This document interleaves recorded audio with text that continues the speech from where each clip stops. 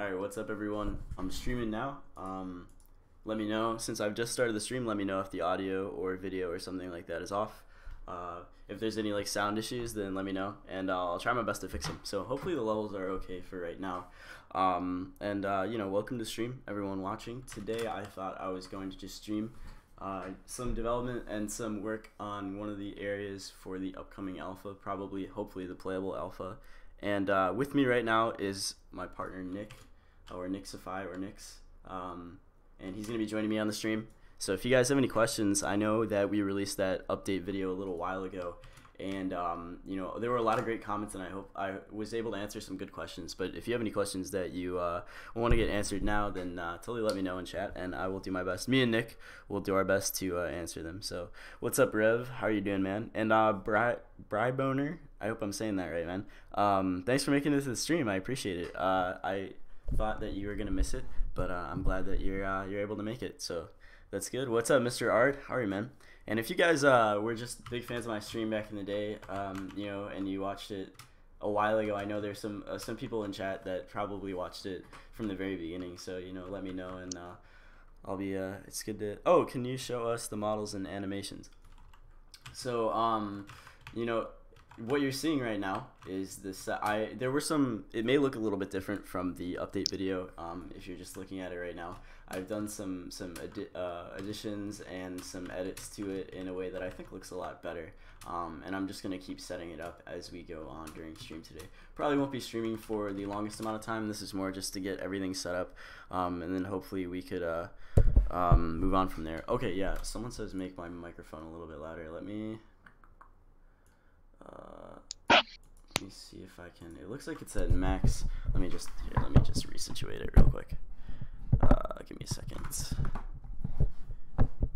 Alright, let me know if this sounds better. Hopefully this is not too loud. I just resituated my mic a little bit because it looks like the audio captures at its highest sensitivity, but I'm not sure. I think oh yeah, okay, so let me know if this is sounding a little bit better. So yeah, I'm just gonna be working on this area today, and then I'll be answering questions if you guys have any. If you want to see some animations, I can give you guys like a quick tour of what you're seeing here from the ground level, really quickly, just from the first person character controller. And actually I think I might have to so I'm gonna disable his footsteps real quick because I think that'll get really annoying really fast, especially if it's too loud. Let's see.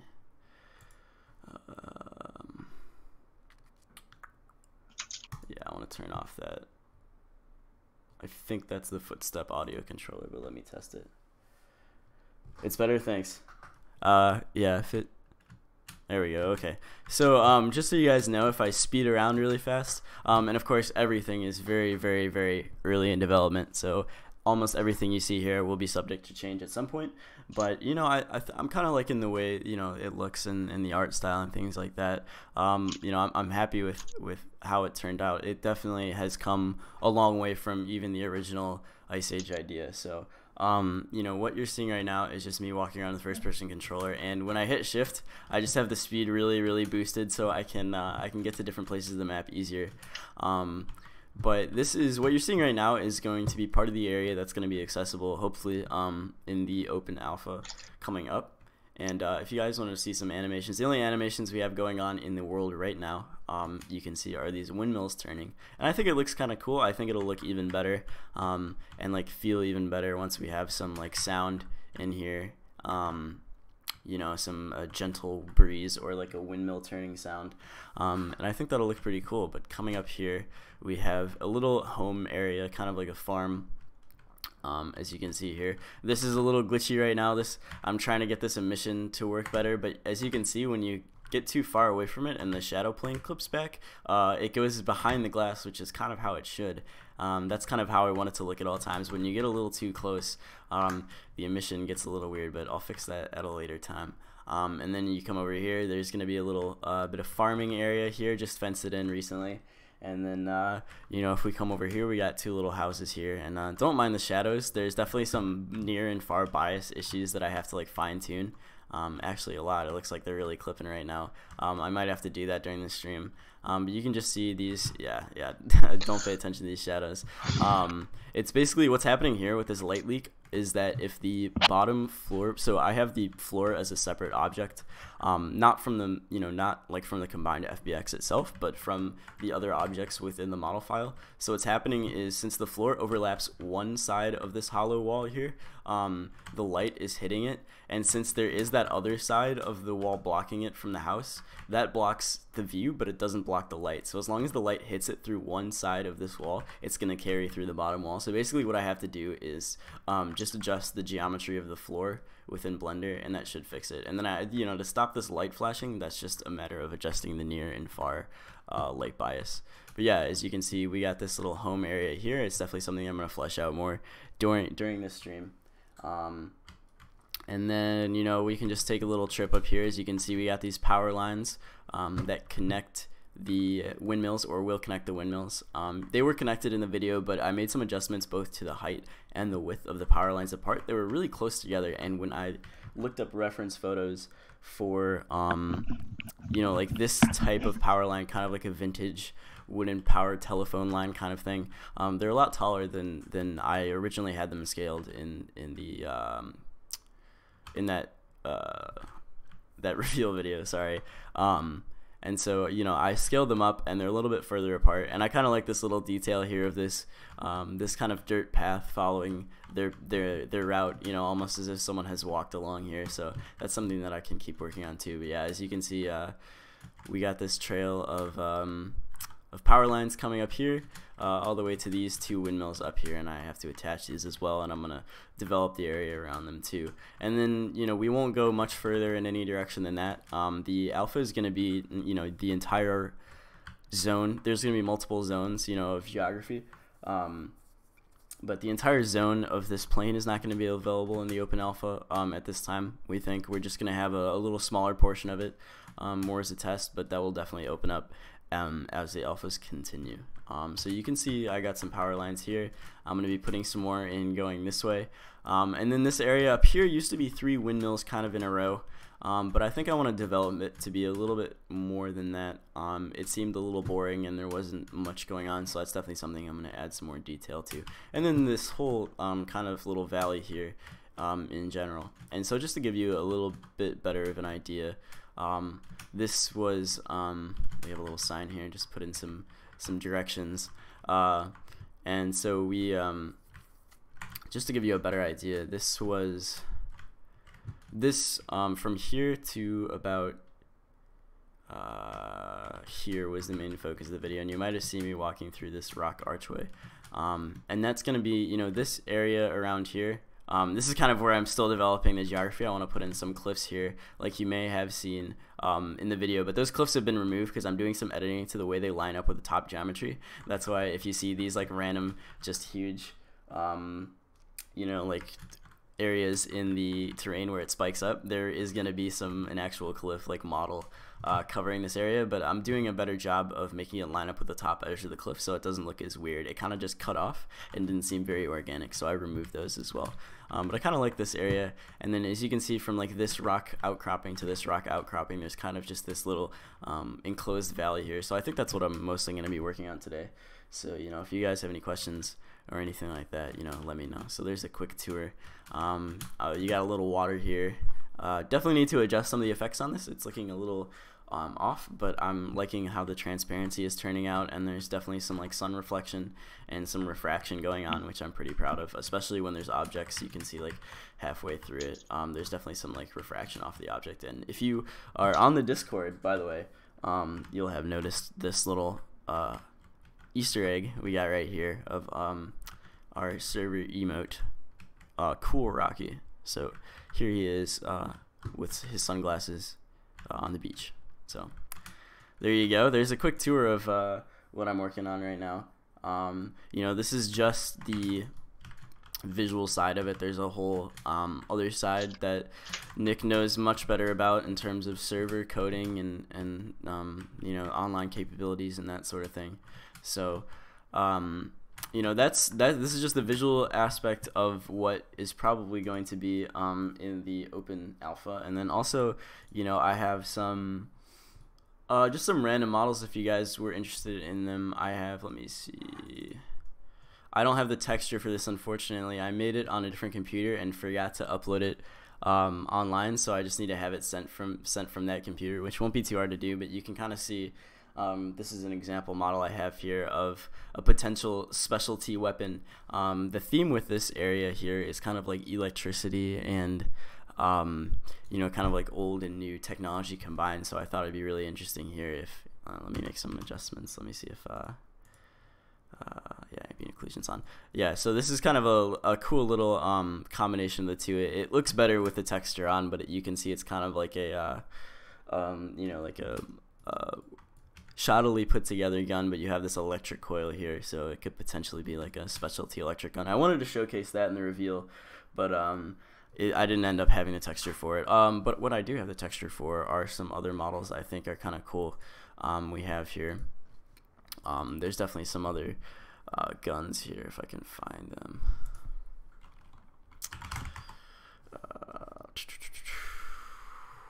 I may have them in a different folder, but that's okay. I can show them off a little later.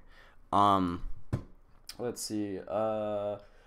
Janice, sorry if I'm not pronouncing your name correctly, says, is your desktop background made with Rainmeter? This is actually Wallpaper Engine. I used to have Rainmeter a little while ago. When I first built this particular PC, my desktop had Rainmeter with like stats, and then I had like a audio visualizer in the background for when I was playing music. But for some reason, Rainmeter was, the UI was really, I don't know if you've ever worked with Rainmeter, Nick, but the UI was like difficult to navigate for me, at least, and it was just like the elements on screen would always like change like orientation for some reason, so I really had trouble with Rainmeter. But this is actually Wallpaper Engine off Steam, which is like a very, very basic tool in comparison to Rainmeter, but it's good for like, it might be hard to tell on my stream because the particles are so fine, but this, what you're seeing right now, I'm sure the video encoding isn't doing it justice, but there's you know, there's all these little snowflakes falling down, so I'm sure it's making my desktop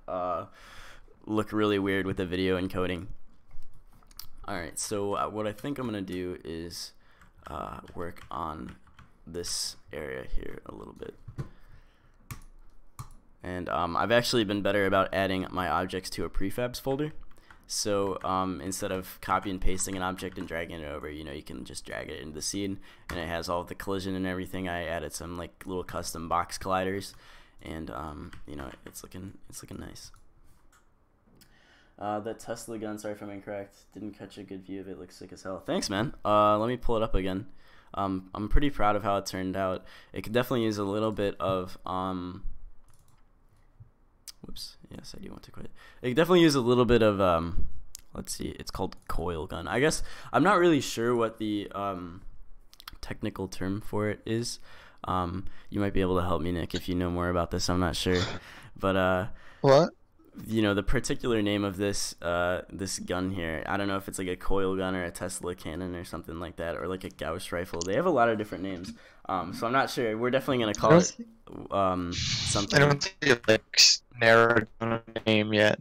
Say it again. It's like, Yeah, we haven't really narrowed down a name. Like, yeah. no, like we know what we want it to do, but we don't know how to tie it into something that would make sense in the world. Yeah, it's. I mean, we want electricity, but do we want to do that through like? Do we just want to slap the Tesla coil gun like name tag, or do we want to right up to a certain thing? It's definitely not something that's like you know, it's definitely based on a real world thing, but it's kind of got like its own, you know, definitely with this coil here, it looks like something that could be very real world. And something else that's kind of cool is if you notice this bit here, let's see, let me just select all these so I can drag it out. Wrong ones. Alright, whatever. You notice this bit here is like a little pod that has its own separate coil on here, and the cool thing in game is I have it here in prefabs called battery cell. Where did it go here? Oh, looks like the model actually isn't in my directory, so I'll have to re-import the model. But what you can see here is there's this battery cell here, and what it does is it fits into let's see if I have imported the model yet. It should be, yeah, windmill panel here. Let me place this in the world really quickly and scale it correctly. this is where the player or anyone could like plug in and collect the electricity from these windmills possibly. And let me add my texture here. Should be in materials, yeah. Whoops, I gotta add it to the full thing. There we go. So yeah, as you can see, there's this, I gotta edit this fuse text on the side here, but as you can see, there's this windmill, there's this panel, electrical panel that's attached to the windmill, and if I had the battery cell model, you can see they plug in, two can plug in vertically right there. So that's kind of a cool way to possibly gather electricity, and then adding it to the gun, then it would fit in here, so that could possibly be some ammunition for it. This gun really hasn't been fleshed out in terms of how it'll fit into the game, but you know, there's just some linkage there. Brad Boner says, looks like something straight out of Metro. Thanks. I'm definitely inspired by like I played Metro, the first Metro game, and I was definitely inspired by the way some of the guns are put together, you know, that post-apocalyptic kind of refurbishment, I think is a really cool look. So that's kind of what I went for with some of the guns you probably saw in the reveal video, and then some of the other guns here. There's definitely going to be guns that don't look like that, some more rare guns that may look more like a, you know, an M4 or an AK or something like that. Well, not even an AK, that looks kind of apocalyptic already. But, you know, that'll be definitely one of the earlier guns you can acquire. Definitely aren't going to be looking all that good, so that's just going to be you know, one of the possibilities. But yeah, I'm gonna go ahead and fence in this area because I want to make this another farm kind of field, but at the same time, not only just to save tries, but to kind of give it a cool look, I opened up and, you know, I didn't fence in the whole thing perfectly. I added a lot of fence rails. There's some broken ones here. I have 4 variations of this one fence prefab, and I kind of wanted to have 6, but I just have 4 in right now, and I just wanted to have basically how I do my fences, and this is an easy way to like have some contiguous fences. Before, what I would do is, here, if I go to my prefabs folder here, before what I would do is I would have just a fence that looked like this, and then I would copy and paste it like along here, and I really didn't like the way that looked because it looks like you're just dragging fence prefabs into the world essentially. So what I did from there is, when I want to have a concrete end on one side but I want to expand the fence the other way, and I also want to have it be contiguous, whoops, this prefab needs to be rotated. Whoops, just 0. Let me edit the prefab actually, so it's at the 0 orientation instead of 180. There we go. Okay, cool. Prefab edited. So yeah, now what I did, this is just kind of a cool technique, I think, is you know, instead of them now having just a bunch of prefabs placed in a row, it kind of looks like there's a more contiguous fence. And whoops, it's not lined up, but if it was properly lined up, it might look like that. And you know, there we go. If it's not perfectly, yeah, so there we go. So that looks like something that's actually, you know, running along the map, and that also helps because if you make a really long fence, you know, I don't want to have any stretch textures, and I also don't want to go through each rail and reassign them in the image mapping in Blender. So this is kind of a cool technique to make a contiguous fence. And then I also have, for example, like a broken version of it. This prefab also needs to be rotated too. It was this one. For some reason, I must have set these at 180 before I created them as prefabs, so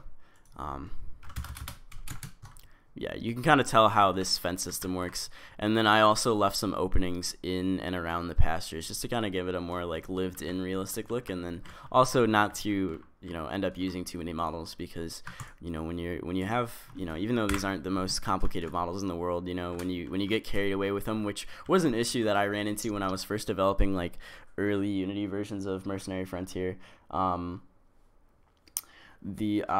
would really pile in the models to kind of compensate for not having a variety of models, and while that works somewhat to kind of fill up a space, it's, you know, definitely not good for, you know, the intensity on the CPU and, you know, how well it runs. I think if that old Mercenary Frontier reveal video that I referenced in the most recent video I made had really bad frame rates, it was not well optimized, and so I've definitely learned from my mistakes at that point. It did, you know, it looks pretty nice, I think, for what it was. My art style, I don't want to say it's advanced, but it's not the same. You know, I was using monocolor albedos for this.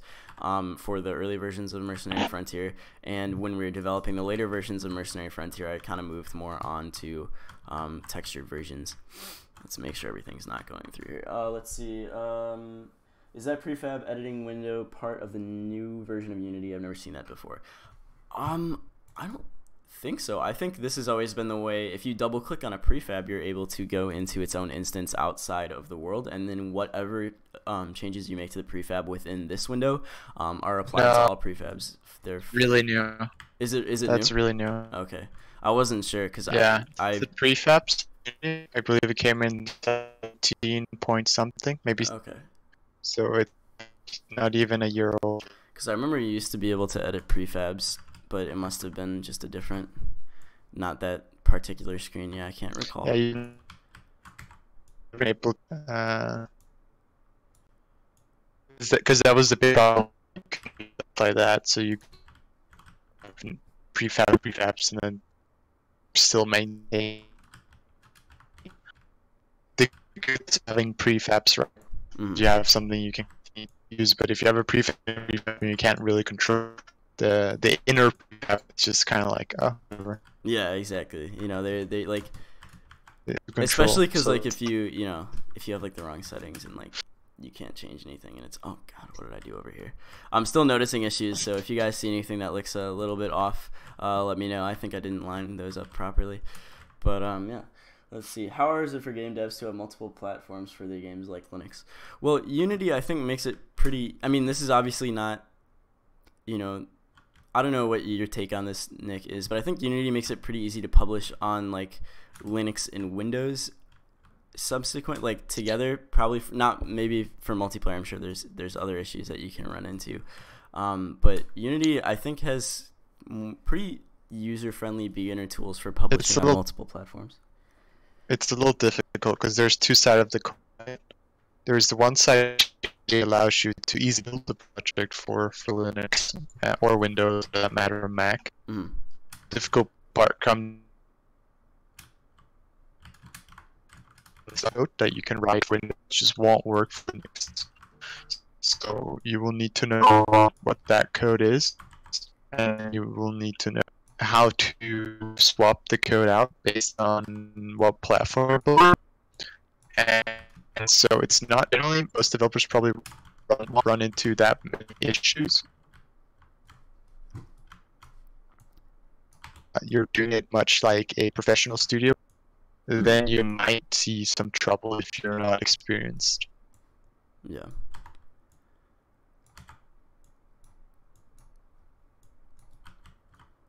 Let's see.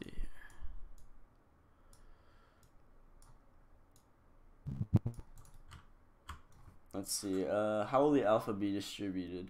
Will anyone be able to download by it once it's available, or only a few selected people? And Fish and Chip says, yeah, unfortunately there's some Discord issues on Nick's side. Or no, I mean on my side. Sorry, definitely not on Nick's side. It's on my side. But those shouldn't last too long. For some reason, I'm having some. Even though I'm able to stream pretty well, I think, and access the internet pretty well, when it comes to Discord, a lot of times like there'll just be some really bad audio, and I think that's due to my connection right now. But I have a new Ethernet cable coming, and it should be here tomorrow, so I'm gonna set that up, and after that we shouldn't have any more audio issues. Yeah, unfortunately I was hoping that we'd be able to stream without any like interference on that end, but it looks like his voice is breaking up pretty significantly, unfortunately. But that's on me. That Nick has a fine mic, he has great internet connection, but unfortunately something with my connection is not good for Discord, and I am not sure what it is, but it shouldn't be lasting too long. Here I'm just gonna okay, so just to let you guys know, if you're interested in what I use Prefab Painter a lot, which is an NTools Unity asset. And it's very, very handy for painting meshes on other meshes. I've just found it's got a lot of tools. Unity makes it easy to place objects down within the environment, like grass, trees, that sort of thing. But when you're painting other meshes, I find that this tool has so much like scalability and settings that it's really comprehensive for placing down meshes on terrain. And so I use very, very, very low tri-density stone mesh here, which I haven't applied distance culling to, but I will. As you can see, those stones out there are just sitting around. Those, you won't be able to see those once I apply an occlusion cull to it. Right now they're not taking up too much processing power because I haven't distributed them. As you can see, they're pretty they're around the world a pretty significant amount. These big ones I don't really want to apply an occlusion cull to unless it's a pretty decent distance.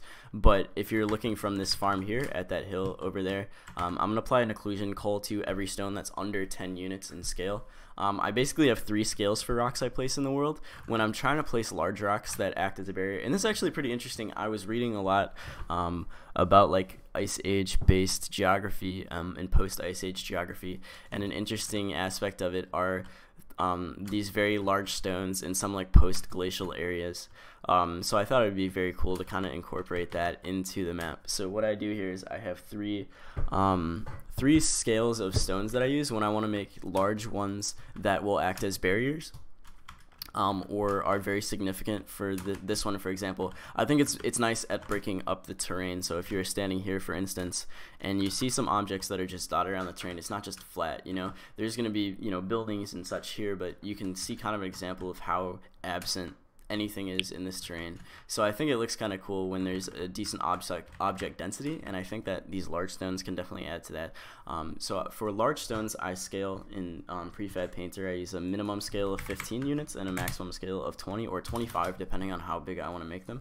And that's when I'll go through and create things like this, which I think are good at breaking up these areas. You know, if these weren't here, you'd just be able to see all the way from this end to this end, and it doesn't really feel like you're walking around like, you know, an area, you know.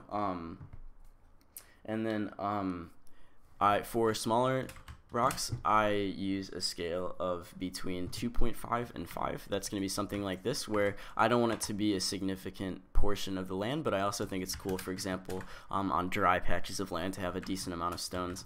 And then these are going to have a short, not a short, but a decently short occlusion culling applied to them. And then for very, very fine stones, for example, these, which I think are cool details at places I know players will be walking. For instance, the entrance to this farmland, there's some nice little stones scattered around here. And I use a scale of a minimum of 0.5 and a maximum of 2. Let's see.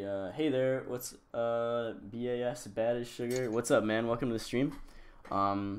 He asks, are you still going to do streams while modeling? Yeah, of course. I just wanted to have this first stream be more of like an introduction to the actual level, because I think a lot of people would be interested to see it after that video came out. And so what I'm doing right now is basically just fleshing out this area. I may make some models on stream if there's. I think I'm gonna add some little tools sitting around the garden area. I want to have a well right here, just to, you know, as kind of a more realistic touch, you know, where they get their water. And I think I'm gonna make an outhouse like way back here, just as like a little object to spice up the terrain a little bit. Rocks were just dropped randomly. Did you say that again? Ever answer the we would add alpha or the sound when you said it? How's it going to be distributed? Is that the one? Farmer Juan's question. Yeah, through the website. Yeah, so there's going to be a link. Yeah, I think that's up to, you know, that's really up to how strong our connection is. And this is, I really want everyone to be prepared for the fact that this is going to be like a major test. It's, you know, some people might not be, hopefully everyone that wants to connect will at least get to be able to connect and run around and see other people. But what we want to stress is that there's definitely going to be some major testing and some major troubleshooting for this alpha. Hopefully everything goes as planned, but we're definitely, you know, this is definitely very much so a test. So yeah, it should, like why we have a 5-day window. Yeah, to, exactly. Exactly. Some issues and they won't. Yeah. Let's see. Rocks were just dropped randomly, says Fish and Chimps. I like your name, man. No, actually, all these rocks were placed manually by me. I like to have control of like where I'm sure there are ways to manually populate a Unity terrain with stones. I'm sure there's a million ways to do that, but I like to place them myself, just so I can have very specific areas where there are big rocks. It does take a little bit of time, but what I like to do is I like to have rocks line areas where there's major texture changes. For example, you can see along these roads I have some rocks that kind of act as a boundary, and I'm going to start extending fences to major points where I think it looks kind of messy without a boundary. So for example, you can see here in the entrance to this like electrical farm area, there are fences. They don't perfectly line up on either side of the road, but they kind of create sort of an organic barrier into this area. So I kind of like to have fences fences around sharp corners or along, like, you know, maybe possibly I could run like a couple here. And this is obviously going to be in the more developed areas of the map. You know, if you're in the middle of like a wasteland, there aren't going to be fences. But in this area, you know, it's pretty not densely populated, because I'm planning to make a video of me placing city buildings over here, which is going to be like one of the main population areas for this zone, this plane. And then, you know, as you get further and further out, you know, in between settlements, there could be less and less, you know, human objects in the area. So in this area, which is pretty densely populated, you know, I like to have these fences. It's kind of like the countryside outside of the town. What's up, Nate? Rod Ritter, what's up, man? How are you, man? How's everything going? Long time no see, man. I hope everything's going good with you. Yeah, man, I totally remember. We had a couple prototypes going, and you know, what's going to shape up to be a you know, a multiplayer RPG experience, you know, and it's going to be really exciting. So yeah, it's good to see you, man. Let's see. Fish and Chip says, is it possible to have an NPC that is modeled with animal movements? So cities, towns, and Unturned can have walking NPCs that attack when they're agitated or run away. Cities, towns, and not exactly sure. Like an Unturned question? Yeah, that's what I'm trying. I'm not sure if that's a question specific to Unturned, or if you're using an example from Unturned. But you know, and if it's for our game, and yeah, in the future, NPCs, not in this alpha. Yeah, there will be able to aggravate. Some will auto aggro if you get close, and others will just unless you're aggressive. Exactly. Yeah, exactly. If you guys had trouble with Nick's audio, he said that, you know, we're going to have, certainly not in this alpha, we're not going to have NPCs, but there are going to be NPCs, and there's going to be, you know, there's going to be enemies. There's going to be straight up enemies that will attack you on sight, you know, if you're just wandering around and they run into you. There's also going to be NPCs that, you know, can attack if you are the aggressor. And then, you know, I think that will work in well with the faction system that we're planning on having, where, you know, how you interact with certain factions, especially actions like attacking and that sort of thing, will influence how you're perceived around them and may change your experience, you know. So yeah, I think that's going to be really exciting. You know, we have, I'm not sure if you've seen or if we've showed it off, but we do have a human character model, not clothed or without any items or anything like that, but I think it looks pretty good, and I'm pretty excited to see it walking around. I think that'll be really cool. Let's see, and then Bri Boner says, speaking about modeling, thank you for your tutorials on Blender modeling. Right now I'm trying to mod for Unturned, and your tutorials were extremely helpful. Thanks very much, man. It really feels, I'm really happy when people say that they like my tutorials, especially because now I think they're a bit dated. I think, you know, as people really like to point out, they're very basic.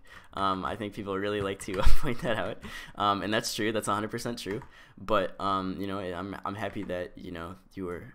I know my tutorials don't really offer a whole lot in terms of like technical information besides how to navigate Blender and place objects in that, but that's really all you need to get started modeling. You know, a lot of people like will watch these tutorials, and don't get me wrong, I think people like Blender Guru and like CG Cookie are like really good, but I think a lot of people who are just starting getting into modeling kind of go straight for like, at least this is what I did in my personal experience. I went straight for like how to model realistic city, you know, and then I made the worst thing I think I've ever made in Blender. And so I was like, okay, I need to actually learn how to use Blender before I do this kind of stuff. So that's kind of where the tutorials came from. My friends were really interested in learning Blender, and though I didn't know a whole lot, I knew the most about everyone in my friend group on how to navigate Blender. So I put those tutorials together in hopes of teaching them. They eventually lost interest in Blender, but those tutorials are still up, and it seems like people are really getting some good use out of them. I've even had some people ask me to remake them, you know, with increased knowledge of Blender. And you know, now that Blender has, I'm actually not even using the newest version of Blender, but now that there is a new version of Blender, you're slagging. Yeah. People. This is what I have to work with. It's terrible. The UI, man. What is this, Cinema 4D? No, I want it to look old and complicated. I'm just kidding. But yeah, thanks, man. That really means a lot. I really appreciate that. I know I kind of went out. I always go on a tangent when people talk about my old tutorials, but thanks, man. I know that that's probably how most people come to this channel, is going to be my guess, because those are by far my most viewed videos. And I get comments on my more recent videos, but I probably get more comments every single day on my old tutorials than I do on any recent videos that I've put out. So, I'm proud of it. I'm happy that they've accomplished kind of what I set out to do. Let's see, like an animal model, but physically be a human PC. Oh, so are you asking if there's gonna be like anthropomorphic characters in the game?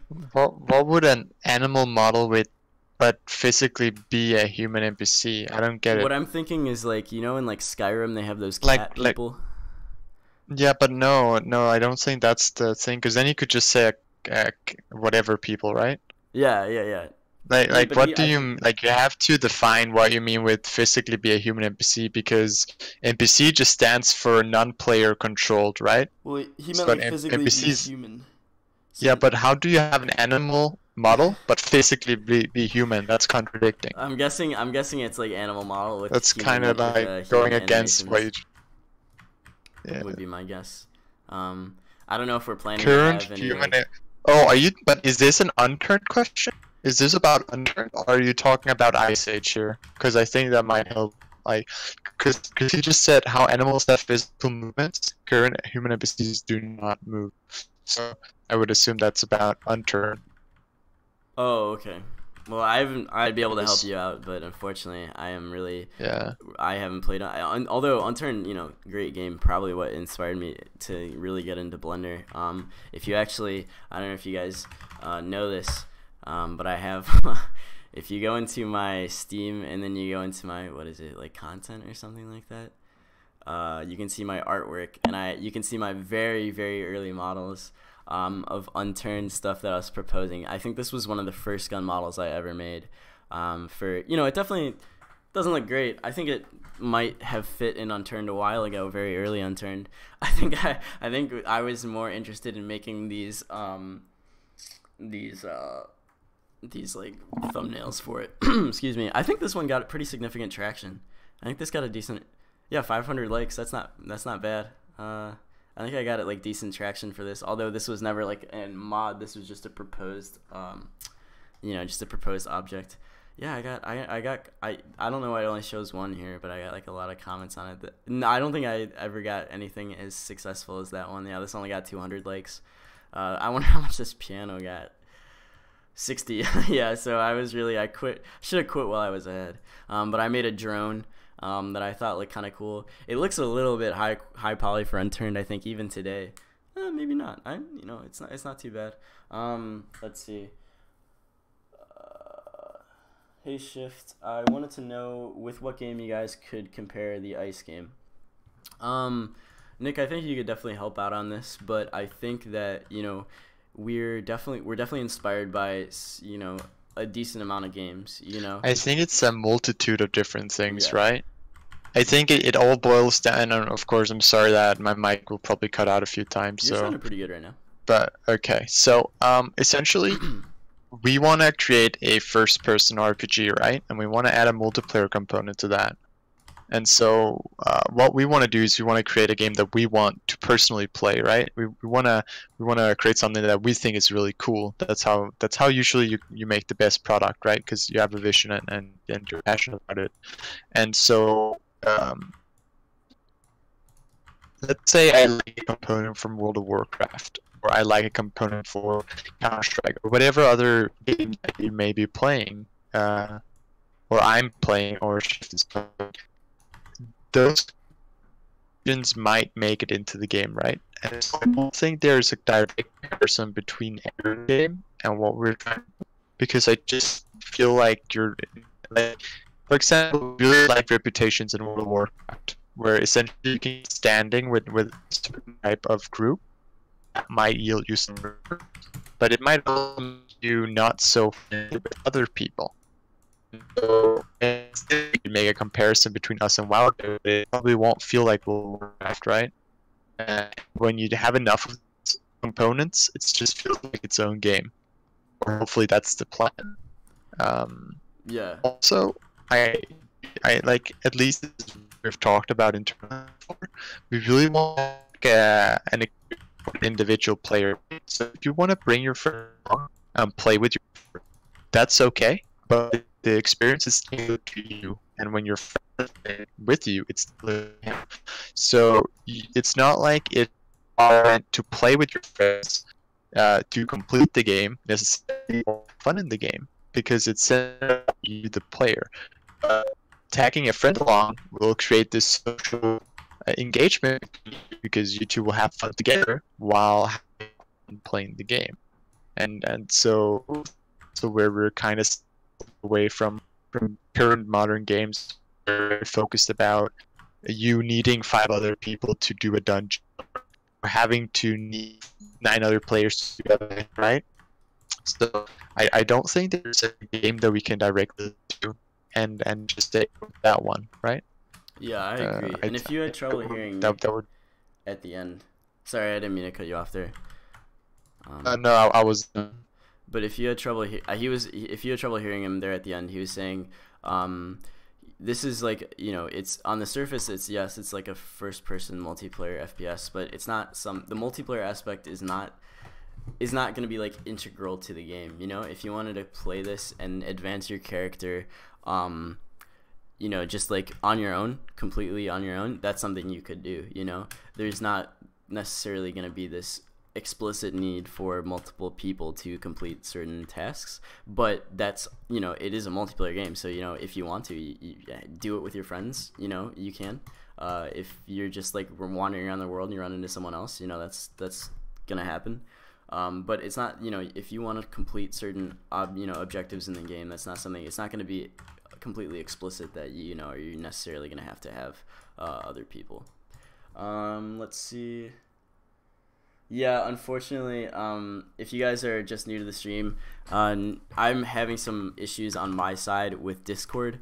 For some reason, the audio is just terrible when people, even though Nick's internet is fine and his mic is great, it's just an issue on my end. I do have an Ethernet cable coming tomorrow that I'm gonna hook up to my router, because right now, unfortunately, I'm on a Wi-Fi connection. So once that comes, then everything should go, you know, everything should go smoothly. Unfortunately, you know, that's just how he's gonna sound right now, which is completely my fault. But Spectre says, how do you think that PvP will play out if there is PvP? So PvP is not our main focus right now. I think our main focus is more PvE, more character experience, you know, focusing on your character in particular. That's definitely a possibility. Yeah. Go ahead. Yeah, I think if we look in the future, let's say, like, I can't confirm that it's in the game. It's always a main component of a lot of games, right? If it's gonna be in the game, it's not gonna be wonky or laggy, because essentially you're in the first-person view, right? And so it's gonna be much like if you're playing Counter-Strike or Apex Legends, or if you're playing any other first-person game. You have to control in the first person, and you're not having these incredibly fast speeds of movement necessarily. So if you have a gun or a sword or whatever you may have, that's what you have, and it's going to be as responsive as possible, right? Yeah, exactly. But that's if we decide to implement it. So we don't want to like jump the gun, no pun intended, and like have PvP for PvP's sake, but it's bad, you know? That would really ruin the experience. Yeah. So that's not gonna be our main focus for now. But you know, if we work it out and it's something that we think is acceptable and something that doesn't like detract from the experience, and it's not something that players find like annoying and glitchy, and we're able to implement it well, then yeah, most certainly PvP will be an option. But for right now, our main focus is more on the characters within the world, you know, being able to just the general world, right? Exactly, yeah. Anything we can interact with and progress with is what we're looking into. As long as it works well and it's fun, you know, then we can. Yeah. I think those are our two categories. Yeah. There is a question about whether or not there will be a single player mode. Right now, no. Yeah. And that's because the game is focused around being single player, but you can play with other people. So essentially it is a single player mode from the start, and it's up to you if you want to add a friend to that experience or not. Right. And unfortunately, it's not going to be single player in the fact that you could play offline, Yeah, somewhere offline. random. Yeah. But if you're looking for that kind of experience with just other players wandering around you, you can definitely have that, you know? Yeah. And you know, it's difficult to take because all this code is network, so it's difficult to just take all the network code and then just go like, yep, you're gonna play this offline. It takes some porting and some time to adjust these things. So maybe in the future, That if stuff, we yeah. feel that that's something that we would like to provide as well, but it would most likely be like it's a standalone product. Yeah. No, I think in a that's sense. a good idea. You know, we can't, if that's definitely not what we're focusing on right now, but if that's something that we feel like could work and there is like a general desire for, then yeah, most certainly that's something that could be. Because I think Nick, it's really gonna, you know, unfortunately, it's really a lot of the burden is gonna rest on Nick in terms of multiplayer and that sort of thing. So, you know, if it comes up as a possibility in the future, then yeah, we're not gonna say no to it, you know.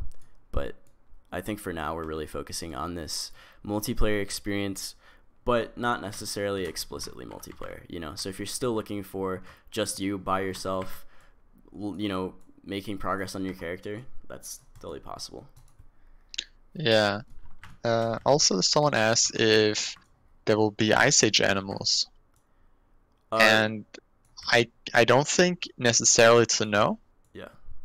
But I wouldn't necessarily say it's a yes. It's more like what we feel like fits in, right? So maybe if we have like a mountain range zone or something like that, and it's kind of snowy, maybe we're like, well, why not have a mammoth or a saber tooth or whatever, right? Like, that could be a thing, but it's not like it is a requirement from our side because we chose this theme.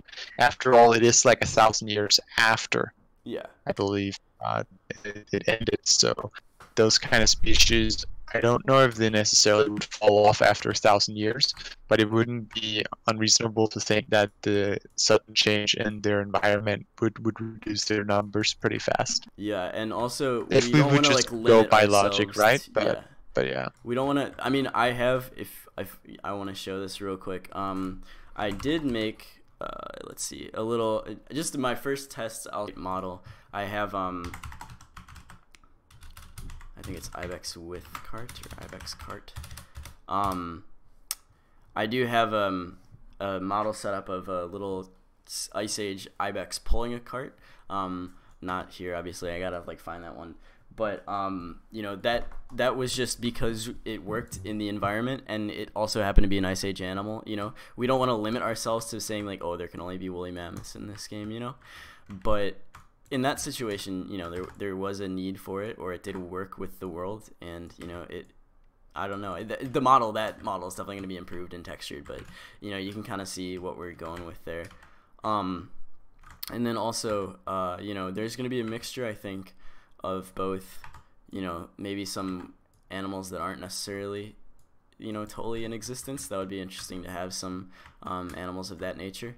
But then I also think that, you know, we don't want to limit ourselves by, you know, only allowing ourselves to implement one type. Because, you know, we have, this game already is a mixture of, you know, of the real and, you know, the kind of like fantastical. If you guys hadn't seen, you know, something like this, you know, there's a combination of guns that just shoot bullets and stone axes and stuff like that, but then on top of that there's also stuff that's kind of out of the realm of possibility. So I think it's a cool mixture, and I think it'll come together pretty interestingly. Let's see. Yeah. Please make mountable That's the thought, at methods. least. Well, you know, we were tossing around the idea about mounts, so you know, Yeah. that, you know, that could be more real than you think, Nate. Who knows? Yeah, that's a good word. More real than. I was thinking about mountable. Maybe rocks we too. should. Oh god, I want a mountable rock with sunglasses. Just riding this guy around. He's huge. What was that in SpongeBob when they're like, oh, the babies, or the what was it, like the pioneers used to ride these babies for miles. Those big rocks. I have no clue what you're Okay, talking never mind. I'm about. sure someone in chat will know that meme. But like, yeah, I mean, we kind of took inspiration, sort of, from how a lot of MMORPGs have unlocked mounts. Typically, it's been very difficult to get one, because it takes a lot of like work with your character to get prepared to get to the kind of like stage where you need to be before you're able to acquire a mount. And so I think that was the main idea we were throwing around, that it would be difficult to get one. But when you have one, it also just opens up the world for faster exploration. Yeah, I think that will be the biggest and hopefully upside. no flying mounts. Hopefully no what mounts? What'd you say? I said hopefully no flying mounts, because those destroy games. Yeah, I think that might be a little rough on our optimization, to be honest. That actually might be. Also, they're not good. It's like you just completely remove like 50% of everything you've done. Yeah. By allowing people to run Basically past just everything. they don't have to play the game essentially. Yeah.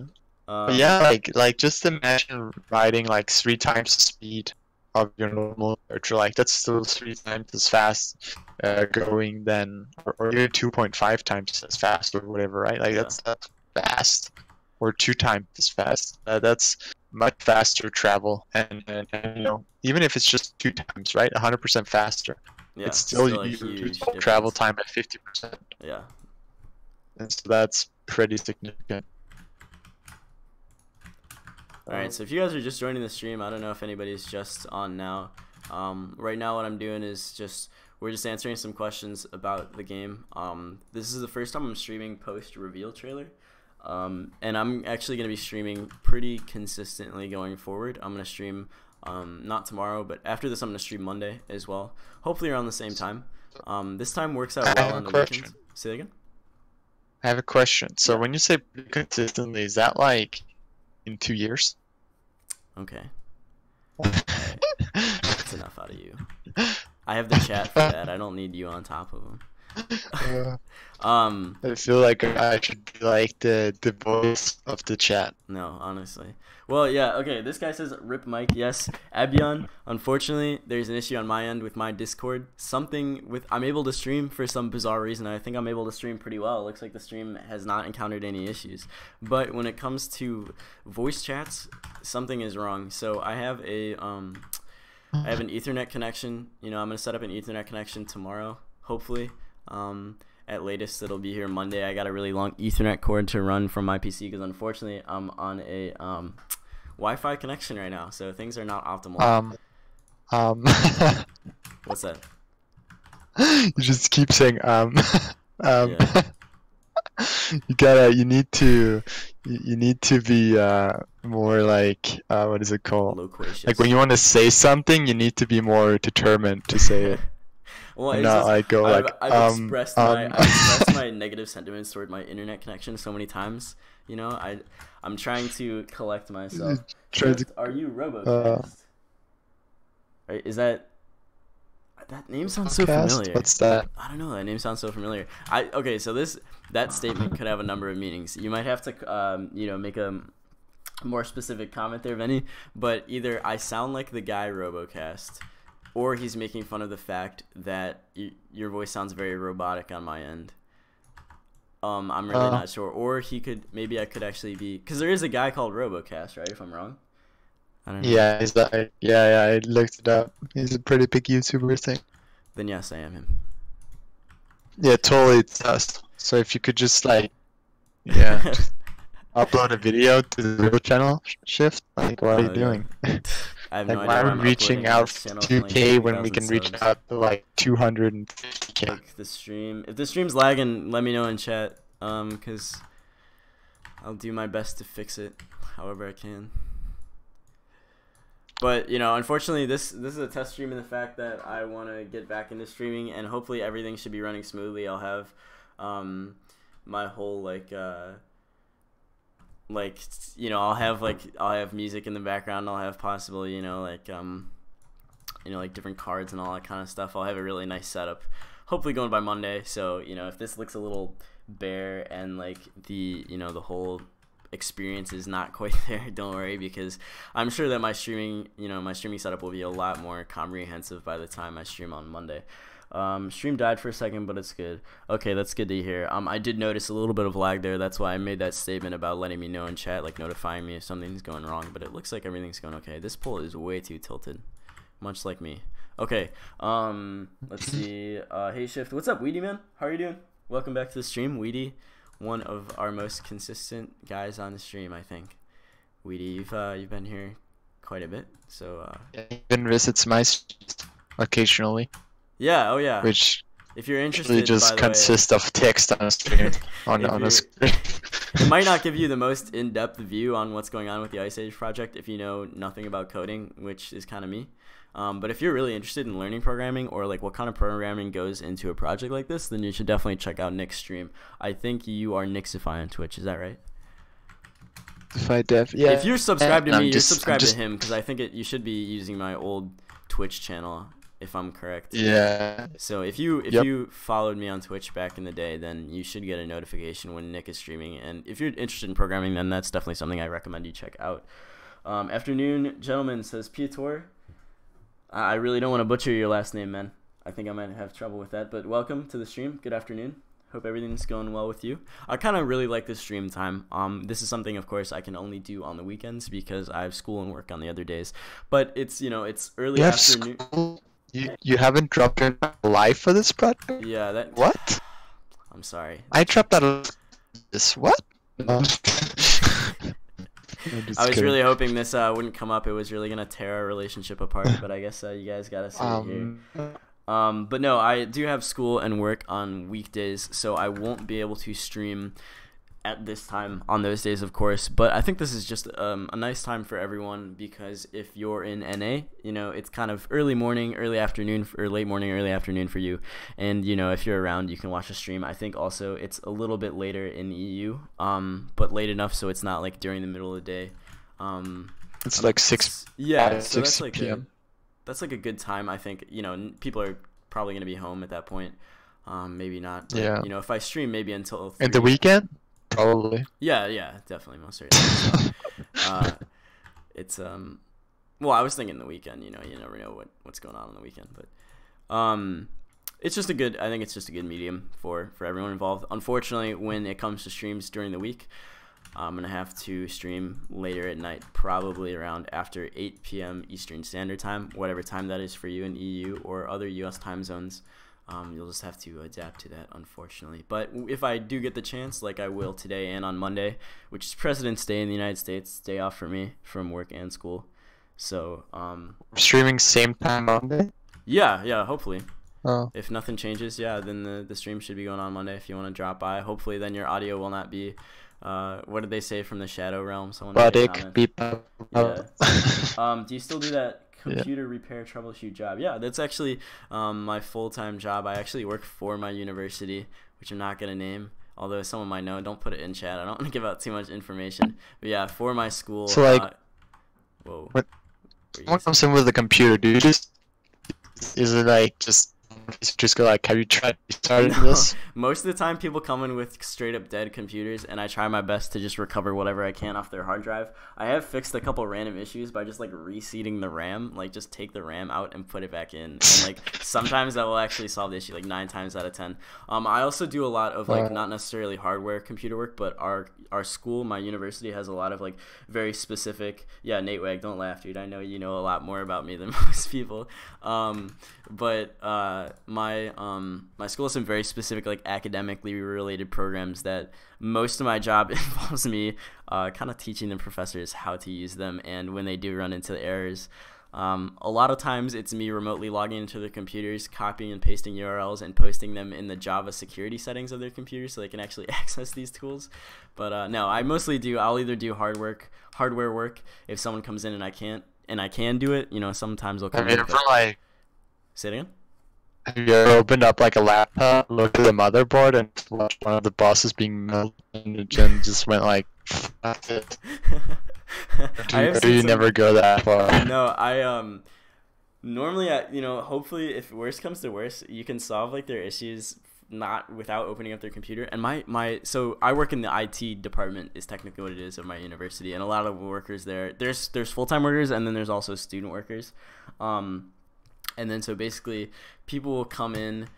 We have a weird policy there. It's like a liability thing where if the boss is around, you have to have the person who brought the computer in like unscrew it and open it up themselves. It's so weird because like this kid spilled like coffee on one a couple months ago when someone came in with their computer, and he had coffee on his desk, and then like he spilled on it, and then like he was liable because like he had been the one working on it, and then they had to fire him. And like so now like if the boss is around, you gotta have them open up their own computer, which is like the weirdest policy of all time. Like, it takes forever. So like if you can't fix it, you send it to an engineer or what?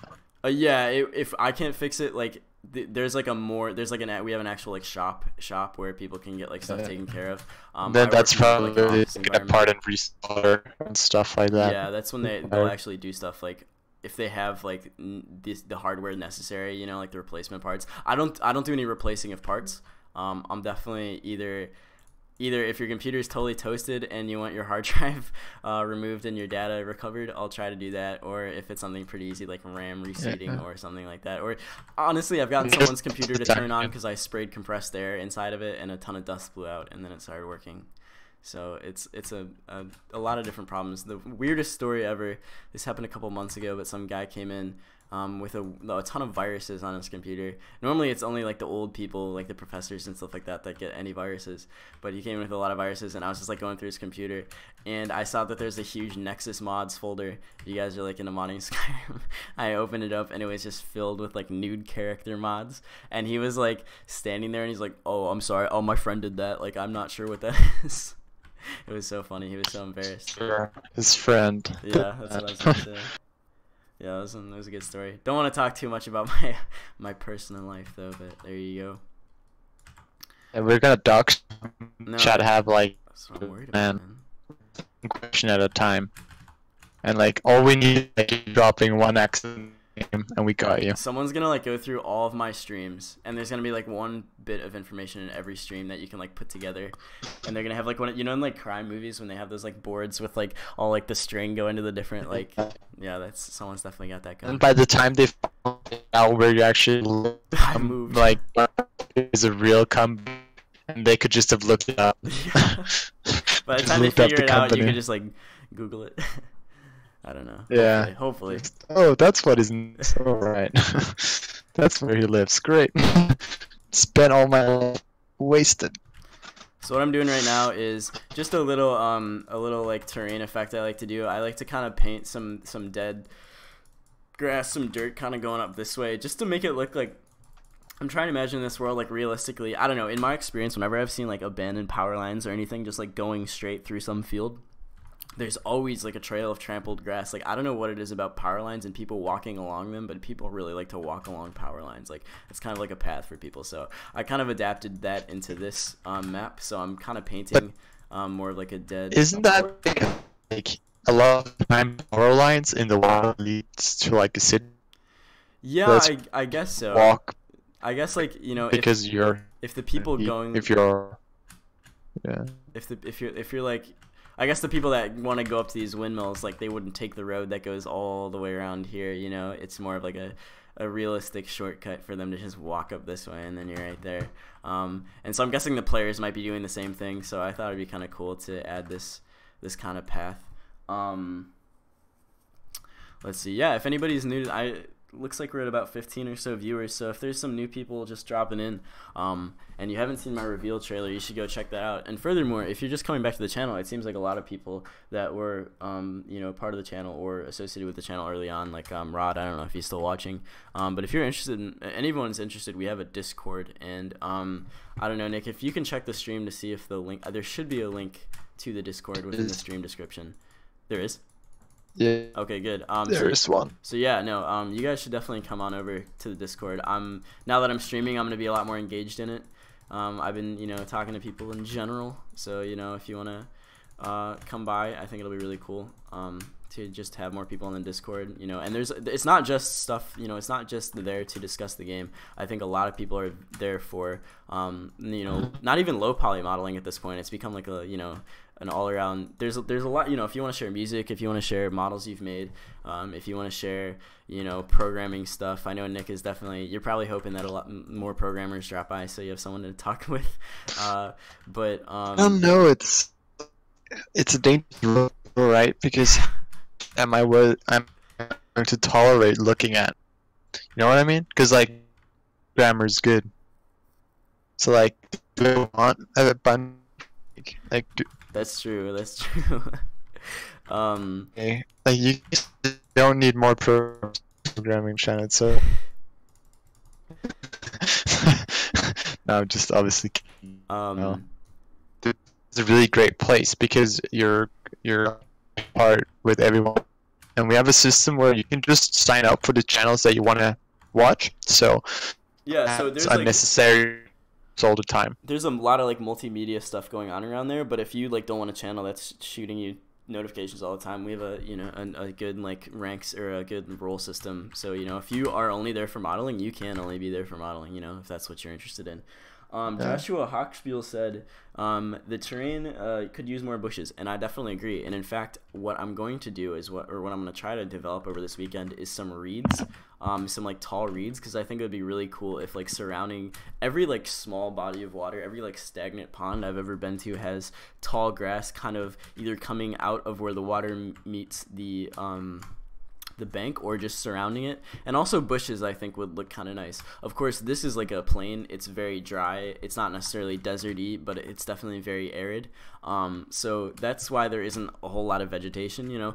We're thinking in this direction is where the more mountainous snowy zone will be, so as you travel this way there might be a couple of dead trees, and then they'll slowly turn into pine trees, and then, you know, you'll have you know, an environment with a lot more flora and fauna there. Right here, though, I agree there could be some bushes, there could be some reeds. Definitely, that's something we should add. But you know, you do have to keep in mind that this is you know, more of an arid zone. You said desert, right? Yeah.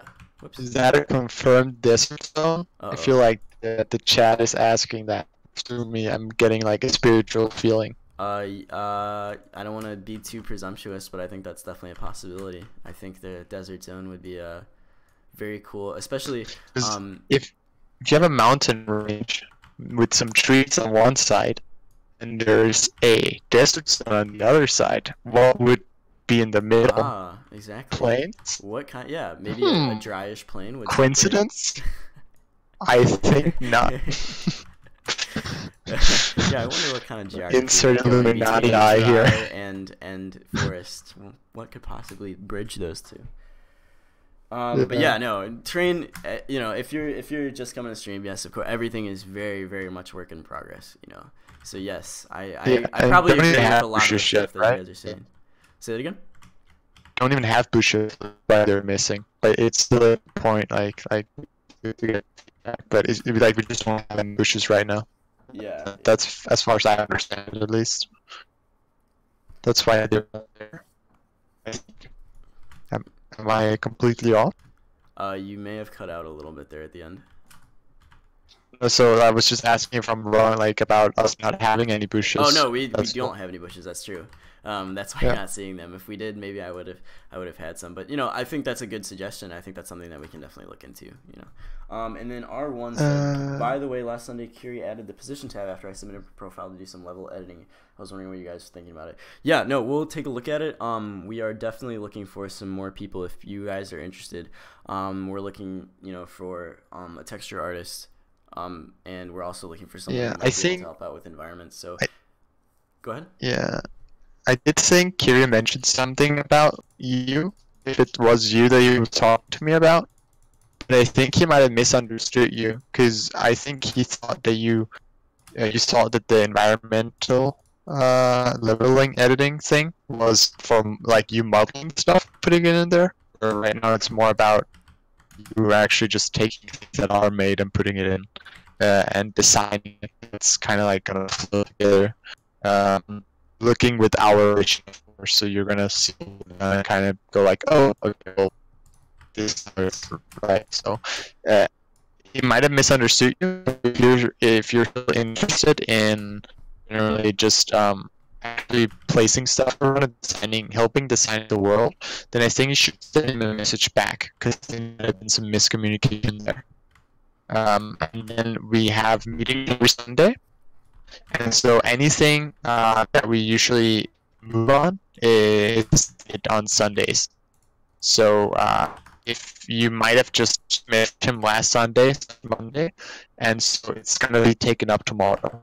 Yeah. So just I to would just reiterate on that, message him. if you had trouble hearing, just to reiterate on that, Nick was saying, we meet, the whole team meets together on Sunday just to discuss upcoming plans for what we should be working on, what to do in the future, you know, how to get this alpha out on time. So if you messaged him on Sunday, you may have, you know, it may have not been brought to our attention, but, you know, if he's aware of it, and that's, you know, if he has messaged you back, then that's something we'll probably discuss during tomorrow's meeting, and then we'll get back to you. But I would also, you know, message him if you're still interested for the position. You know, it's definitely something we're looking for. But yeah, no. Yeah, and just quickly, while there's a lot of people here before they leave after the sellout, we are looking for people. So in the Discord, there's a position tab right under announcement. It's the second channel from the top. You send a message to Kiri, which is our team coordinator. If you're interested in any of the positions, if you feel a little bit scared at looking at the requirements, just talk to Kiri. He's a very nice guy. Even if you don't 100% fulfill everything, there's a chance that we're more than likely willing to help you or train you in whatever things you're missing. Of course, this is not a university or anything like that, so we can't kind of like just teach everyone. But if you feel like you're just short of missing the requirements or feeling a little bit uneasy, just give Kiri a message. Worst things comes to worst, you find out it's not really for you. Yeah, I think that's a good way of putting it. So no harm is done. Joshua Hawksbill asks, who is the main game designer, the whole team, or just one guy? So I think, that would be the whole team. I mean, I obviously am the one that am first designing the models, you know, kind of from what I imagine, but I think all of us put in a lot of, you know, a lot of like input on how things should look. I think it's a little bit more complicated than that, right? Because it's like, what are we talking about when we're talking main game designer, right? Yeah. Because like, that kind of is very broad, right? Or it's more context of broad. Like when it comes to how models are designed, how to look, it's definitely Shift, no questions asked, and then you usually get feed on it. A lot of the game, like a lot of the ideas, at least based. I know I've come with a ton of ideas, not meaning that I'm the main one. Yeah. I've come with a lot of ideas, and then the team has come with counterparts to him or saying like, oh, I don't like this part of it. Maybe we could change this around. And while the ideas might come from maybe one or two people, the entire team gets a complete say in what happens. And so if someone needs to make sure they like something, they get to speak up and say they don't like it and what they think could be an alternative. So while the best way to answer would be, oh, the whole team, of course. The reality is it's probably just like two people that are coming with the base idea, and everyone else gets to get their input changes to those ideas. I think that I think that's a really good way of putting it.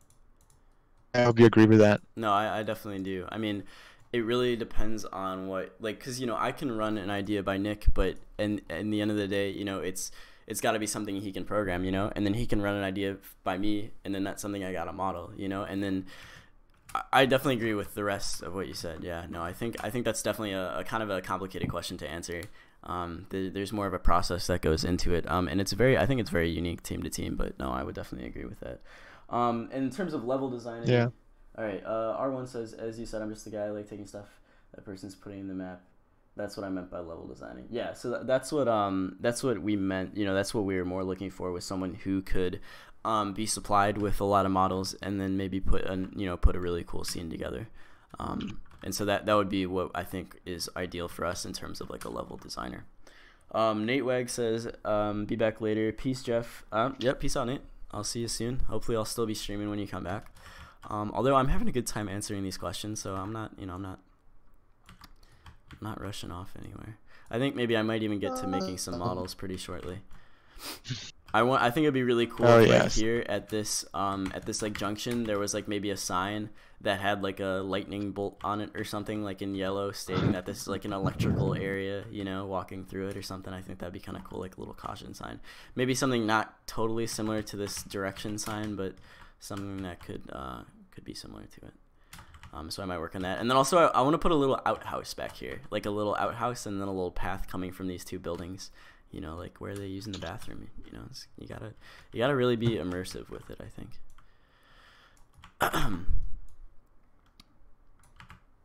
R1, I think what you should do is you should message Kiri.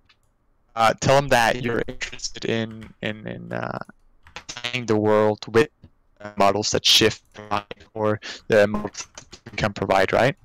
I think what Kiri saw you in was that you would model stuff and put it in the game, and I think that's why he hasn't talked more about the application, because that's not what we're looking for right now. So I think it was a miscommunication.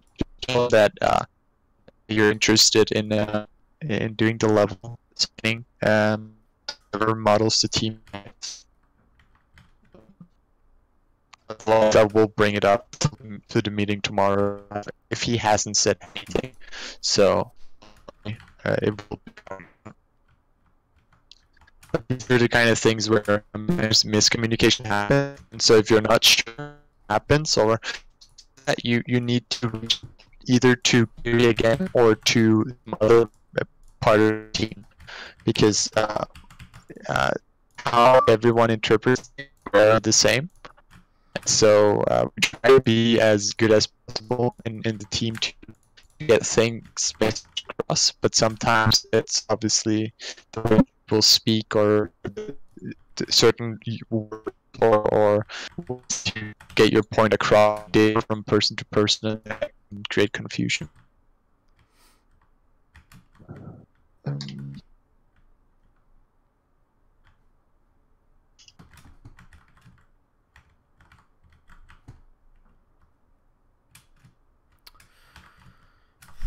Let's see. Alright, I'm going to have them go up this way as well, and then after that I think I'm going to work on some models. Whoops, not let me place that. I actually do want to. Are these not lining up? No, those are lined up. Alright, cool. Another little cool area that's back here, I reset the map a little bit, and another cool area that's back here is this little, if you're walking along this path between what's that hill? This one right here? Yeah, I haven't seen. Oh, I was just messing around with some terrain tools. This is just like, I just made this like straight up plateau. That's definitely gonna be edited or removed depending on what. I think it might be cool if there's like a cliff in this area, but I was just messing around trying to get my new cliff assets working. That's why you just see these bare green outcroppings. There's gonna be, whoops, went into the lake. There's I mean, I vote for volcano. Volcano. You know, just a straight up volcano right there. We shouldn't put that there, but yeah. I mean, no, volcano I is think we should definitely have a possibility. I think that's a cool thing to have. I don't know if this is the appropriate location for it, but. So yeah. But yeah, if you go back here, if you kind of are walking this way and you notice a little path going back here, you're like, oh, what's going on back here? And then if you go all the way around, there's going to be a nice little secret area here where maybe some quests could be offered. So that'll just be a little tip to the people who are just now watching the stream. In fact, you know what I am going to do is I'm going to add a little sign there to keep people out, actually. I think the rocks aren't working as they're intended to. They're not. They have no. They have no collision on them. Yeah. I think they're. Can you fix that? You want me to add collision right now? Yeah, I can. Can I submit a bug report? Say it again. So I'm messing with you. It's obvious that you're messing collision. I have trouble. Yeah, I have trouble. You cut out, so I had trouble contextualizing that's that. Unfortunate. Yeah. I'm a little tired as well today, so I'm probably not sounding super sarcastic. Let's see. I think that places where a lot of players walk through, or just the terrain with a lot of player traffic in general, should have it so that the ground turns from grassy to more path-like. In a perfect world, yeah, that'd be very cool. That is what roads are for, like that. right? What'd you say? That's what roads are for. That's where you expect the most traffic. Yeah. So that's what I've kind of pre-dirtied. I mean, not to be like a douchebag. No, but I think he mean, means like that- it'd be yeah. cool if like there was a certain area where players always walk that wasn't necessarily on a road. That could happen. But yeah, I mean we that's could something. do that for NPCs. Yeah. Like if That would we be possible, know right? NPCs they're traveling a lot in some, or at least like in the game's lore or history or whatever you want to call Yeah, it. so maybe the monks always sneak in a certain way or something. I Oh don't know. god, The the there's monk gonna be a lot of being not sneaky true. monks. Yeah. No, monks. I'm gonna close this actually because it's taking up so much of the hierarchy. There we go. Okay. Yeah, actually, what I was looking for is should be called whoops. Sign underscore. Oh no. Okay. Let me find out where I put it. It should be in 1.1 assets. Oh, also, I don't know, maybe like this is not something we have completely decided on. Yeah. Yet, Mhm. but we are hoping to have a lot of alpha builds out, like maybe one every 1.5 months Yeah. or 2 months, That'd be. I mean, something that's a great along way to, those like, lines. not only for us to constantly be testing, but also for people to like gauge the progress and that kind of stuff. I think that'd be a very cool idea. Yeah. You're more than welcome to ask any question you wanna. If we can't talk about it, you'll know because we'll say we can't. Besides that, we'll answer as many questions as we can. I mean, at this point, there's not a lot that we can talk about, right? It's more about how we actually decided on something.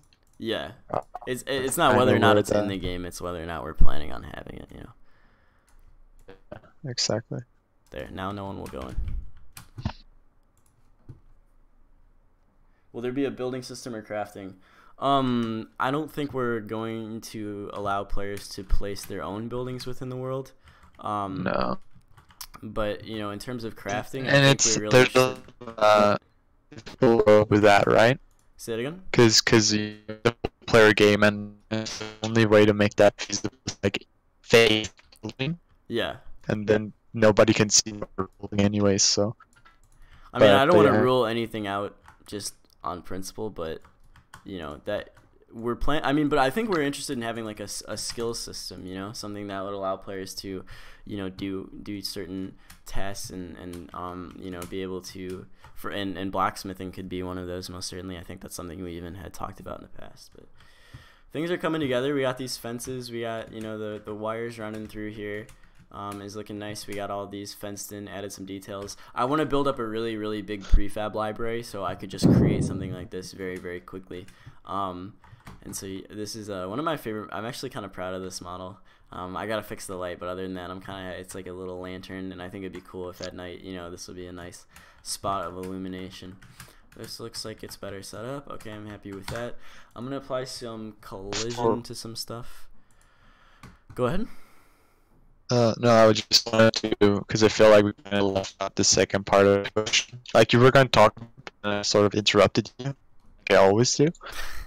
But No, that's okay. I always yeah, do. so crafting, it's a really good dynamic to just always interrupt. It makes the communication super fluent. What is it called? Crafting. I think that's something we're very having, right? Sorry, you cut out right when you said the word. We're- though. Sorry? So you cut out when you said crafting. That's something weird, and then you cut out. Crafting something we're like. I feel like internally we're very set on like it's something we Yeah. wanted, right? Yeah, exactly. But how exactly it's gonna work? That's still to be decided.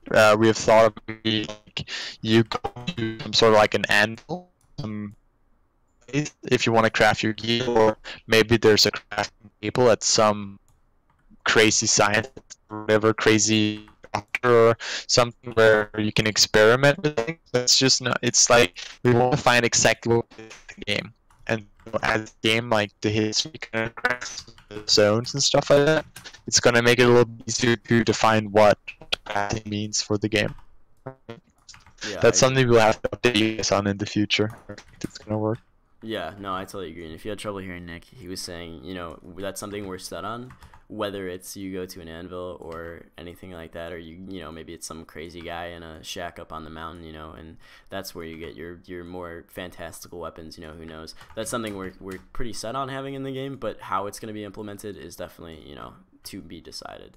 And how it's implemented specifically might change from version to version, you know. Things are always up in the air when you're testing and you know, doing open alphas and that kind of thing.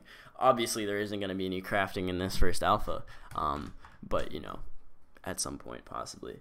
OUPZ said, so what is this game going to be about? So this game right here is going to be a first person multiplayer FPS game, but not FPS in that it's like a first-person shooter exclusively. It's going to be a role-playing game from the first-person perspective with a multiplayer ability, but not a... Sorry? I mean, like RPG, yeah, like role-playing game, you know? That's like what RPG stands for. Yeah. It's not specifically it's just like, the way you put it. Yeah. I meant to say, like, it's a game where you have a character We have and you a really each have your good character. video on it. Yeah, actually, you know what? I think someone might watch the instruction vid. It's on his channel. So thank you. Yes. Not to be too harsh. You know, some people are definitely new here, but if you are interested in like a more specific update, if you're just coming from, maybe you haven't been on my channel in a while, and I would really highly recommend that you check out this video, because I think it will really give you some good insight onto what exactly it is that we're working on. It can explain it in a way that's way better than I can explain it live, of course, because it's rehearsed and edited and set up. So I think that might give the best overall first impression instead of me sputtering about it on the screen. Just watch the video. It's definitely not about being rude. It's just, if we had to answer that question every time someone asks, now it's like twice it's been asked to do that, but slowly get more traction, we're rolling that question more and more, right? And it's just more feasible. We spent, it was like 40-50 hours of video. Yeah, oh yeah. Making the script for scenes and talking was the best to want to explain and stuff, and so there's a lot of care around it, and so it's just I mean, even if you don't think that completely, I think it's fantastic.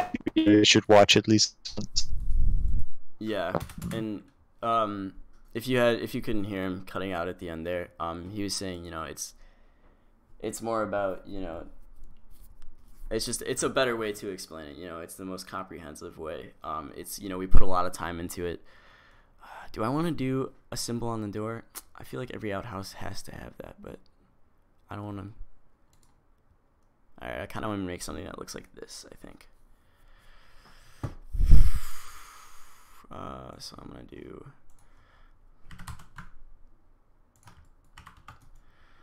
I mean, yeah, the connection is a little iffy, but hopefully we should have that sorted by tomorrow. Yeah, no, so unfortunately... Yeah. It's for some reason I'm able to stream. For some reason my Discord connection is terrible, and I'm on a Wi-Fi connection right now, so that's most certainly part of it. I'm going to be connected via Ethernet cable either tomorrow or Monday, but Monday is my next stream, so this shouldn't pop up again. Okay. Yeah. Let's see. I gotta switch the cycles right here.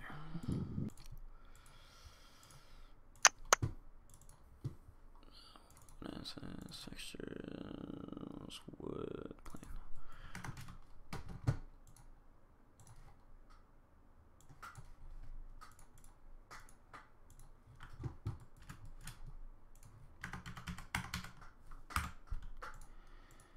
Just gonna put a quick outhouse together here. I don't like the way that looks. I'm gonna move the plane a little bit more up this way. Okay.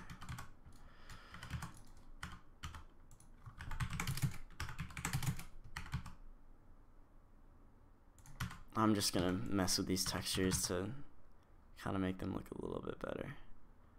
They're a little stretched here. There we go. Okay.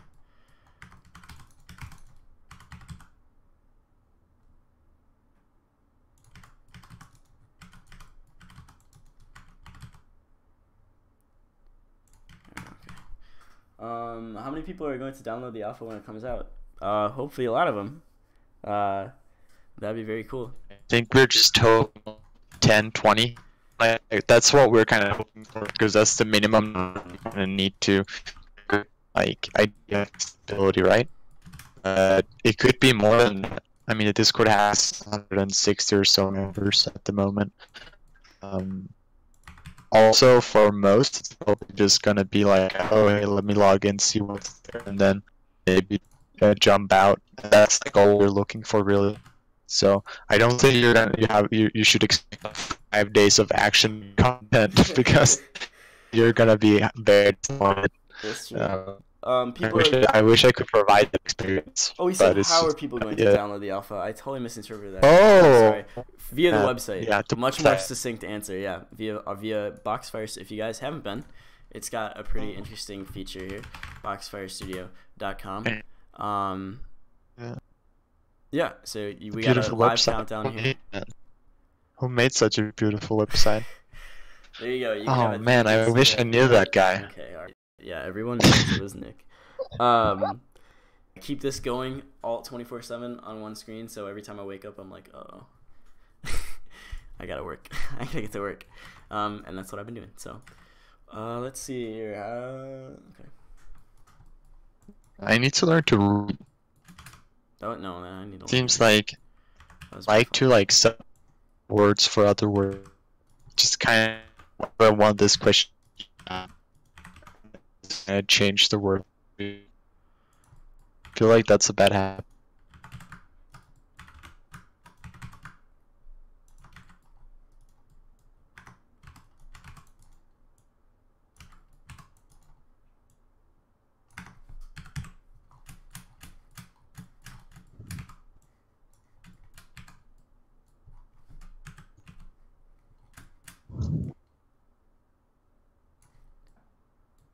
Why are these not? I have a pro art.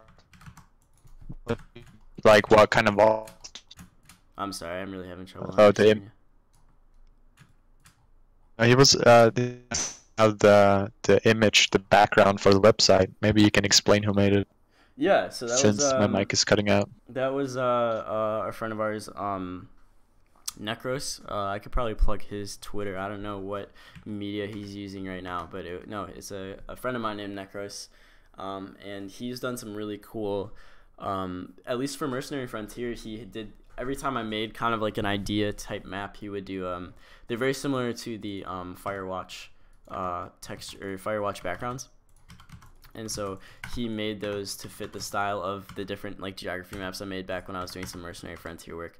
And so that's where we met, and he did some really cool backgrounds. And then that, I believe, is one for another Mercenary Frontier map, but it fit kind of our vibe very well. I think they're very well made. And so yeah, that was done by a guy called Necros. Is it a stock image for planks? Yeah, so we're looking for a texture artist. For now, I'm just using we're just using like royalty free. I'm either creating my own in Photoshop or I'm using royalty free. And for stuff like wood, it just looks very well. The person that made this texture, it's like very well done. It's just some royalty free texture from I don't remember exactly what texture website, but some of the stuff was either created, like these textures done by me, or I did them in Photoshop, or stuff that's harder to do in Photoshop that's more specifically texture painting based, like the rock and the wood is just stock textures. Hopefully, we're looking for someone to do texture art for our team, but for right now, we're just using some placeholders, and since it's not even pre-alpha yet, everything is subject to change. Although I am liking the way it looks, but of course, we have to have our own textures at some point. These fill in nicely, but until then, whoops, I'm gonna actually close. We're also looking to maybe increase the quality of the pictures, so like high quality, but we wouldn't mind having like our finished product, and that's like around something like Rust, a little less, maybe not more for sure. Yeah, but we definitely want to have some great visual fidelity while also keeping like a unique look, I think that's kind of what we're going for. And stuff like adding normal maps, height maps, that's all stuff that I've really been like focusing on in my own time, just developing my skills with those. So no, actually it's going to be very easy to retexture stuff because I haven't I haven't unwrapped them specifically onto certain textures. What I've done is I've added textures with 4 planes. For example, in objects that have multiple textures, for example, this building texture, it's split into 4 sections, and then each object is assigned to a quadrant, much like I would do with the solid color texturing. And then I just unwrap it, scale them, but keep them in that certain quadrant. So if I change this wood quadrant here to a higher def or a nicer wood texture, obviously it wouldn't look the same. I'd have to do some tweaking, but it would unwrap all that onto this wood texture instead. So by keeping them in the certain quadrants, I can retain some ability to replace textures, of course making in-depth changes on textures that models have been, or that making changes on models where textures have been specifically tailored to certain parts of the geometry. Yes, you can't just replace those. That's something you're going to have to put work into. But if it's just an easier fix, like overlaying one texture onto another, I do have some control over that by keeping them in certain quadrants. Yeah.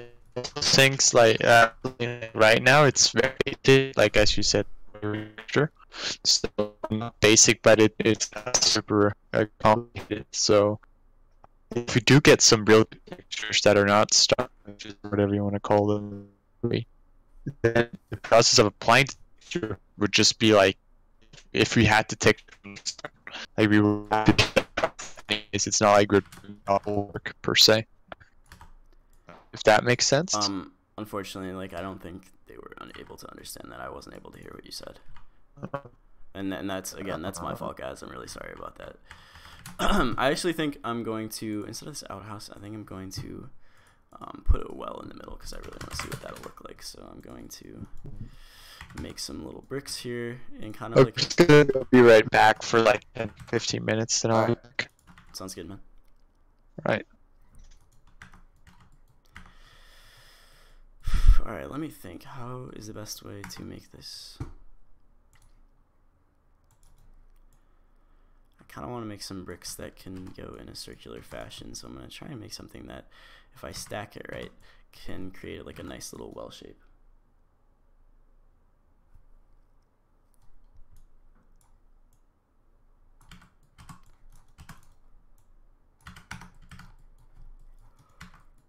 Let's see.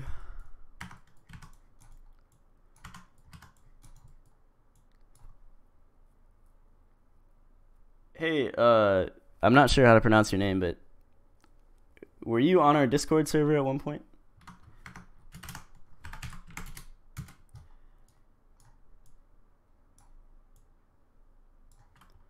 No, I don't like the way this is looking. I'm trying to create something that's like a little bit more. Maybe beveling these edges will make the outside a little bit better.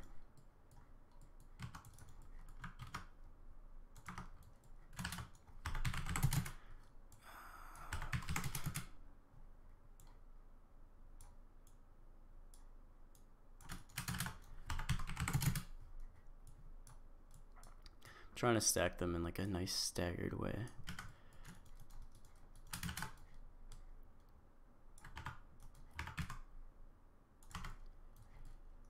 Alright, I'll probably do one more layer of these.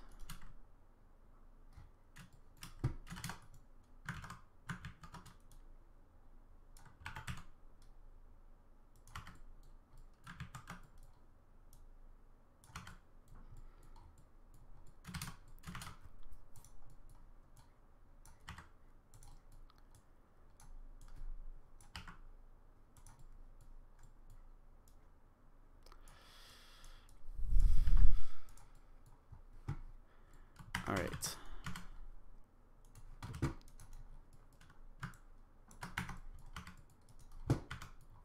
Something like this.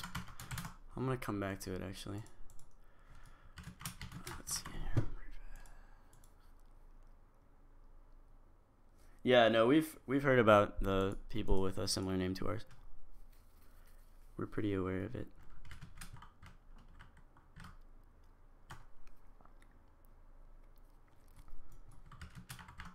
Alright, what else? I wanted to add some more fences this way, I think.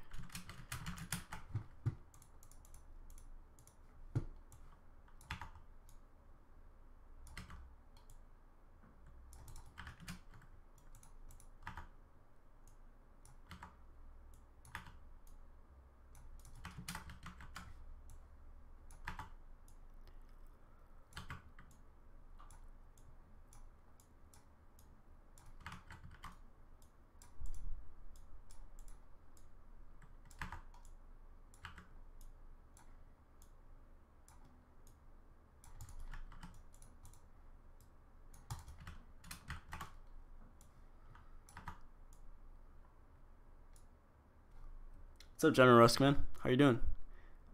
Yes, I am back. As promised, I'm starting a regular streaming schedule again.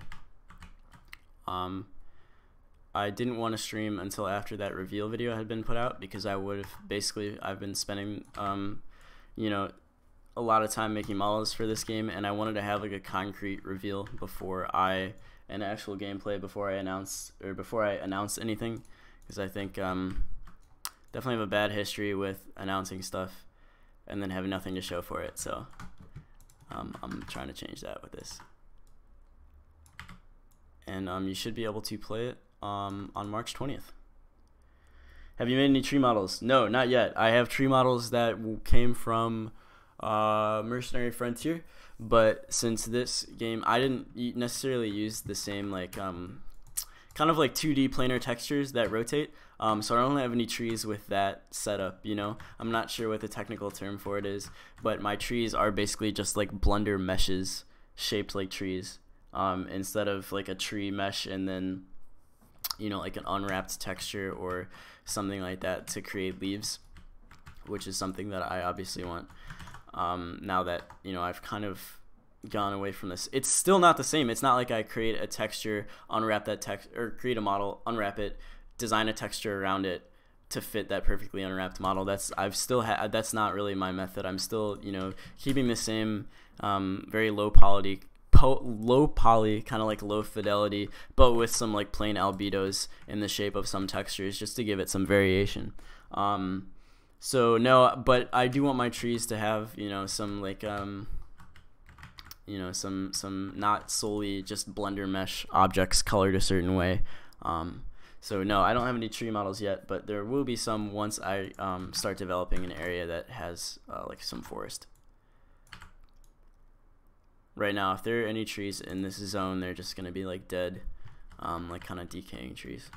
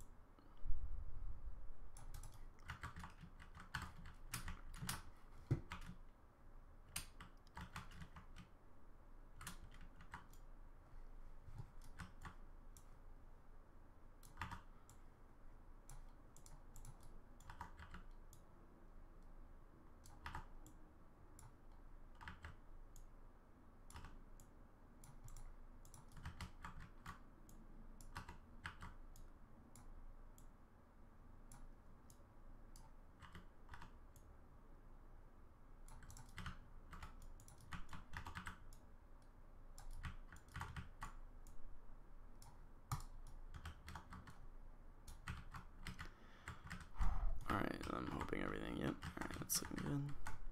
Kind of want to have a fence bending around this way and then some fences going up here, and then I'm going to, there's probably going to be some more scattered farms up on this side of the terrain, and then over here is probably going to be maybe 1 or 2 more windmills, and then some houses and buildings. So that's my plan for this area. If it's arid, why not make the grass more brownish? And I love the more saturated, let's see. If it's arid, why not make the grass more brownish like in and hove more saturated grass near water?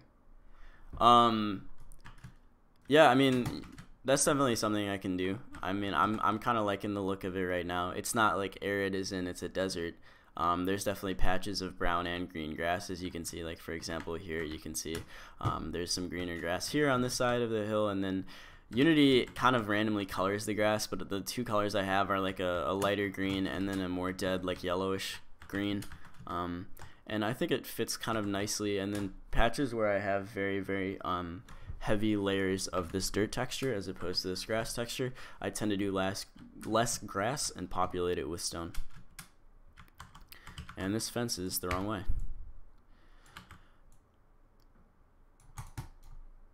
Let's see. Is Ice Age a survival game or more of a deathmatch? So it's definitely more of like an RPG type game. It's gonna be very focused on quests, characters. There are survival aspects, of course. It's not going to be where Mercenary Frontier was more of a competitive FPS game. this is definitely taking a different direction, more survival based, but not a survival game necessarily, although there will be elements of it. It's more of like a first person action RPG. There isn't going to be PvP for the first versions where combat is possible. We're going to focus more on PvE because frankly we don't want to introduce a PvP system that isn't fun. It would really suck to get into a game where maybe something's too OP, like some kind of combat doesn't work, everything's really laggy. So we're going to focus on PvE for now.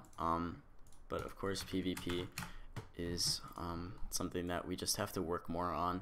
So no, it will be available, just we want to wait until we have the best way to like implement it, because you know we're still in very early stages of the game, we're very early stages of like networking, that kind of thing. Obviously the world is still very much under development. Within in 1 month, things will be a lot more developed both on the programming and modeling side. So, you know, I'm going to start replacing these models with better models and better unwrapped textures, you know, tailored for the specific models, on more complicated models. So yeah, things are gonna look better both from a visual fidelity standpoint as well as a programming standpoint. But we're not going to implement PvP, you know, right away in a fashion that could possibly make the game, you know, some aspect of it could be broken or unfun or something like that. And it's less damaging if PvP might have issues with it, but it's less damaging, I think, to the game experience if, you know, there isn't, you know, people aren't just constantly getting killed or something isn't working. People will just spawn with weapons? No. So it's basically you're going to have to develop your character. You know, you'll be able to travel wherever you want in the world. There's going to be certain quests, certain items, certain weapons, armor, everything unique to certain areas. And then you can play it like you would an action RPG. You know, since it will be online, you'll be able to play with your friends. But that's not to say you aren't able to have like a somewhat of course it's not a true single player experience because you can't play it offline. That's certainly a possibility for the future. We talked earlier in the stream about a possible first person component if the gameplay is really good but people aren't interested in an online experience. So that's definitely a possibility. But for right now, you know, you're going to start with a blank character, and then however you level up or acquire items or what you do with your character is really up to you. Yeah, no, I hope that answers your question.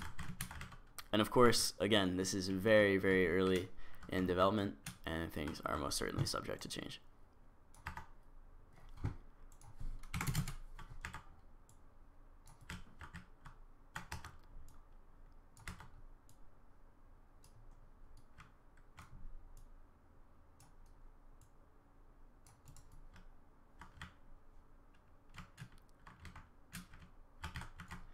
Right now what I'm doing is I'm just setting up some fences. I know this might be one of the most boring game development aspects on this stream, but I just want to create every once in a while, at least in this opening valley area. The town, if you guys don't know, the town is going to be located over here. Obviously this is like very much still in development. I'm just doing models. I'm doing building models just in Blender on my own time, and then hopefully I'm going to do a video where I'll just import them all, create prefabs, and then do like kind of a sped up time lapse of me putting the town together. I think would make for a really interesting video. It's not just so you won't have to sit through like a stream of me and Nick just talking about random stuff. So let's see, last question right now: how will people store their weapons and gear they acquire? Well, I mean, we're hoping to have some sort of inventory system that's constant, you know. So, you know, when you log off of a certain server, I think Nick would be better at answering this particular question because he has the most knowledge in the logistics of how the server actually will function to, you know, keep players' items in inventory. But you know, you'll have an inventory, and then you'll have items that you like have in your possession, and you know, those are something you hold on to. How they're dropped, how they're distributed, if you're killed in PvP or PvE, that's still something that we're considering. But, you know, if you acquire a weapon, that's something that your character will be able to hold on to. What the limit on that is for right now is kind of something we're going to have to decide once the alpha is initiated, you know, because that's something you kind of have to tailor based on player experience, I think. So we're going to be looking for a lot of feedback from you guys or anyone interested in playing in the alpha and how things, you know, how things should function, you know, from like a logistical standpoint. Shift, can I PM you on Discord? Yeah, no, I'm always open to PMs on Discord. If you want to DM me on Discord, that's like totally fine. I probably won't open it on stream because I've made that mistake before, opening a message that someone didn't want read. But no, yeah, no, most certainly. If you want to send me a friend request on the Discord server, that's totally cool. And if you want to send me a message, yeah, I'll try my best to answer everyone's questions. If you want to tell me I suck at something, yeah, to go for it. I've gotten a lot of those messages too, and I think it's improved me. So, not to say to, go after me too harshly, but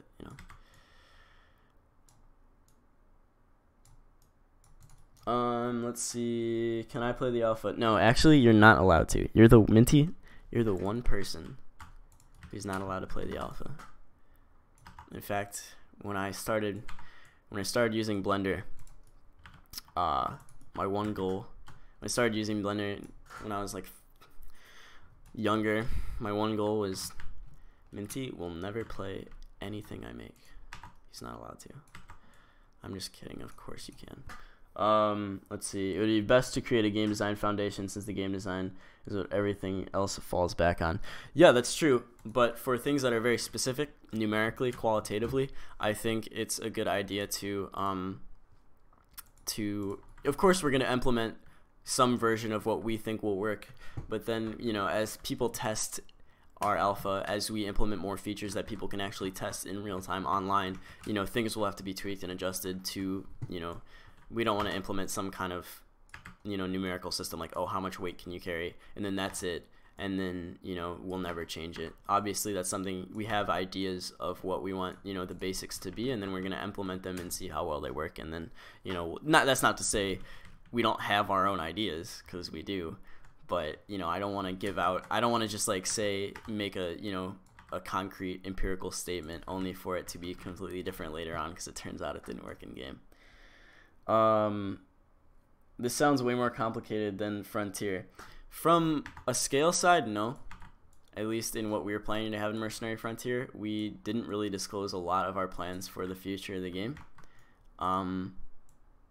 But I think you may have voiced that comment earlier, and I think I definitely agree with that. It may seem more complicated from just the the surface view, but there was a lot of stuff we wanted to do with Mercenary Frontier that we just couldn't end up implementing. And we wanted to switch up our project to work on something fresh. We now have a team, which me and Nick really didn't have when we were doing Mercenary Frontier. And I think this will be a good catapult into working on that. If, once obviously this is going to take a lot of time, and Mercenary Frontier isn't going to be popping up anytime soon. But, in the long run, I think it would be cool to have a project that, we have a whole team working on now, essentially. So, yes, it may seem as similarly complicated to Mercenary Frontier, but we've made a lot more progress on this side from, I don't know, just in terms of development, totally. With story and whatnot, well, there's not going to be a concrete story to follow. There's not going to be yes, there will in terms of quests and character development for your own personal character, but, it's not going to be, there's not going to be,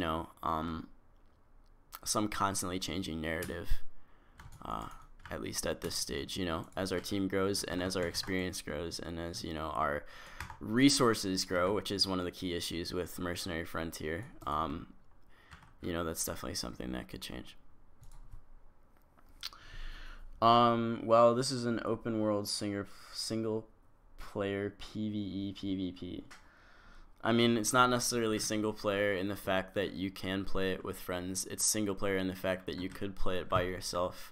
And when I say by yourself, yes, of course, it would be in an online server. But, it's not a game where there's a requirement to progress in the game for you to have a certain number of people join you in a certain objective. At least that's the way we're planning on setting up specific quests and character development. Could there be vaults almost like Ender chests in Minecraft where you could keep your gear and deposit it anytime later? I think, correct me if I'm wrong, but I think some MMOs, and this is not an MMO, but I think some MMOs kind of do that where they have one location where you store your gear and you can retrieve it at a later time. I don't know if this is exactly the same as Ender chests. I'm familiar with Ender chests, so I know what you're saying. But yeah, that's definitely a good idea. Battle Royale mode, yes. No, it's actually a Battle Royale game now. Remember when I said it was an RPG? Yeah, I'm lying. I'm just kidding. No, that's not. I don't think that's something we had planned. Fortnite dance. Oh, Minty, come on, man. Let's see.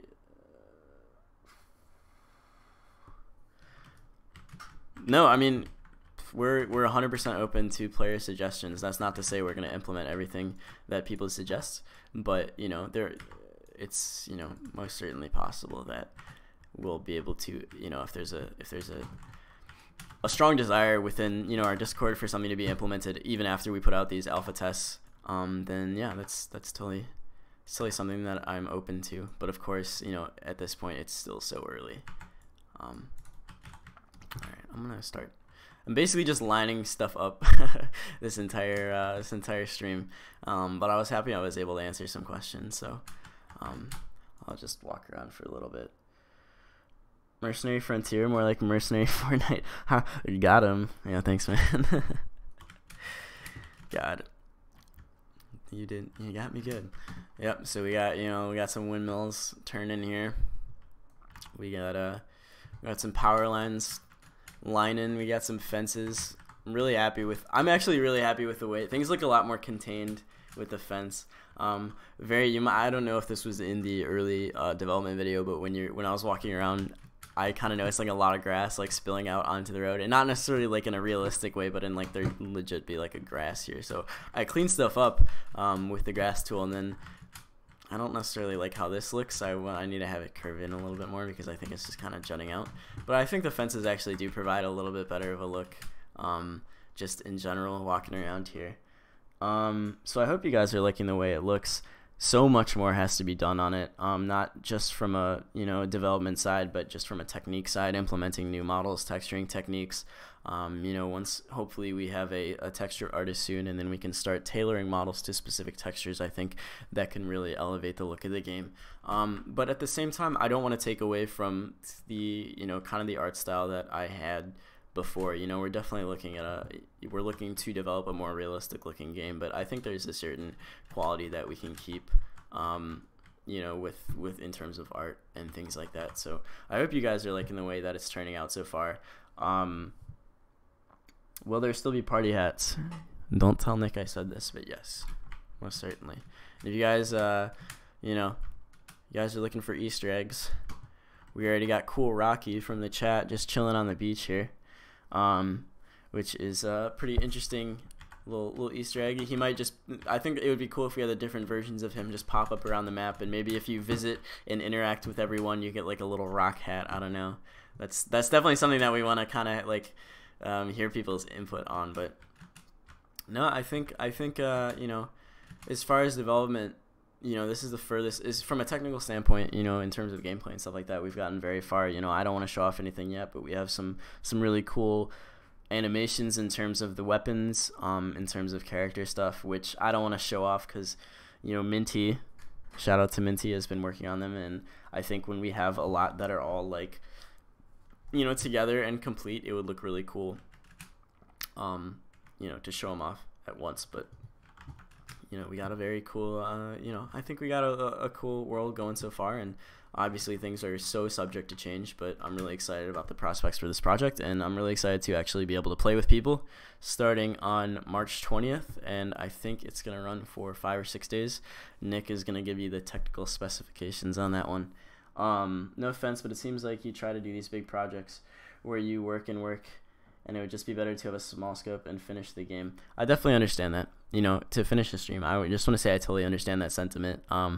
If people, it seems like that way with Mercenary Frontier, is very, very ambitious, and, I definitely understand that sentiment, but I have a lot more confidence, especially now that we have 3 or 4 more people working on it right now, and I haven't really shown off the contributions that they have, and then, Nick has got a lot of network programming done, so I think that I think it's definitely big. Yeah, there's no doubt about it. I can't say no. It's not an ambitious idea, but at the rate that things have been developing, And you know, this might not be obvious from people who are just looking in on the outside, but you know, I'm pretty confident in the way this will turn out. I think at least something cool will result from this project, and you know, I hope that people, you know, I definitely have not given a good reputation for myself for, you know, constant content. You know, I'll be the first to admit that for sticking with stuff, but you know, if you are interested in following this development, I think something cool is going to come from it, and I think when people are able to play together, I think that'll really, you know, add a whole new dimension to it. But I totally understand that sentiment. That, you know, that's definitely not lost on me. I understand it, and I hope that you know, by the time the alpha rolls around, people will be a lot more confident, not only in our ability to finish a project, but in our ability to create something pretty cool. So you know, I would just, if you're interested, then yeah, please keep up with the development. I'm on Discord. If you have any questions, if you have any criticism, DM me. You know, I'm always open to talk about stuff. You know, it's definitely a work in progress, but I'm happy when people are following along with it. I think I'm going to end the stream right here. I've been streaming for a couple hours, and this was initially supposed to just be a test to make sure everything was working.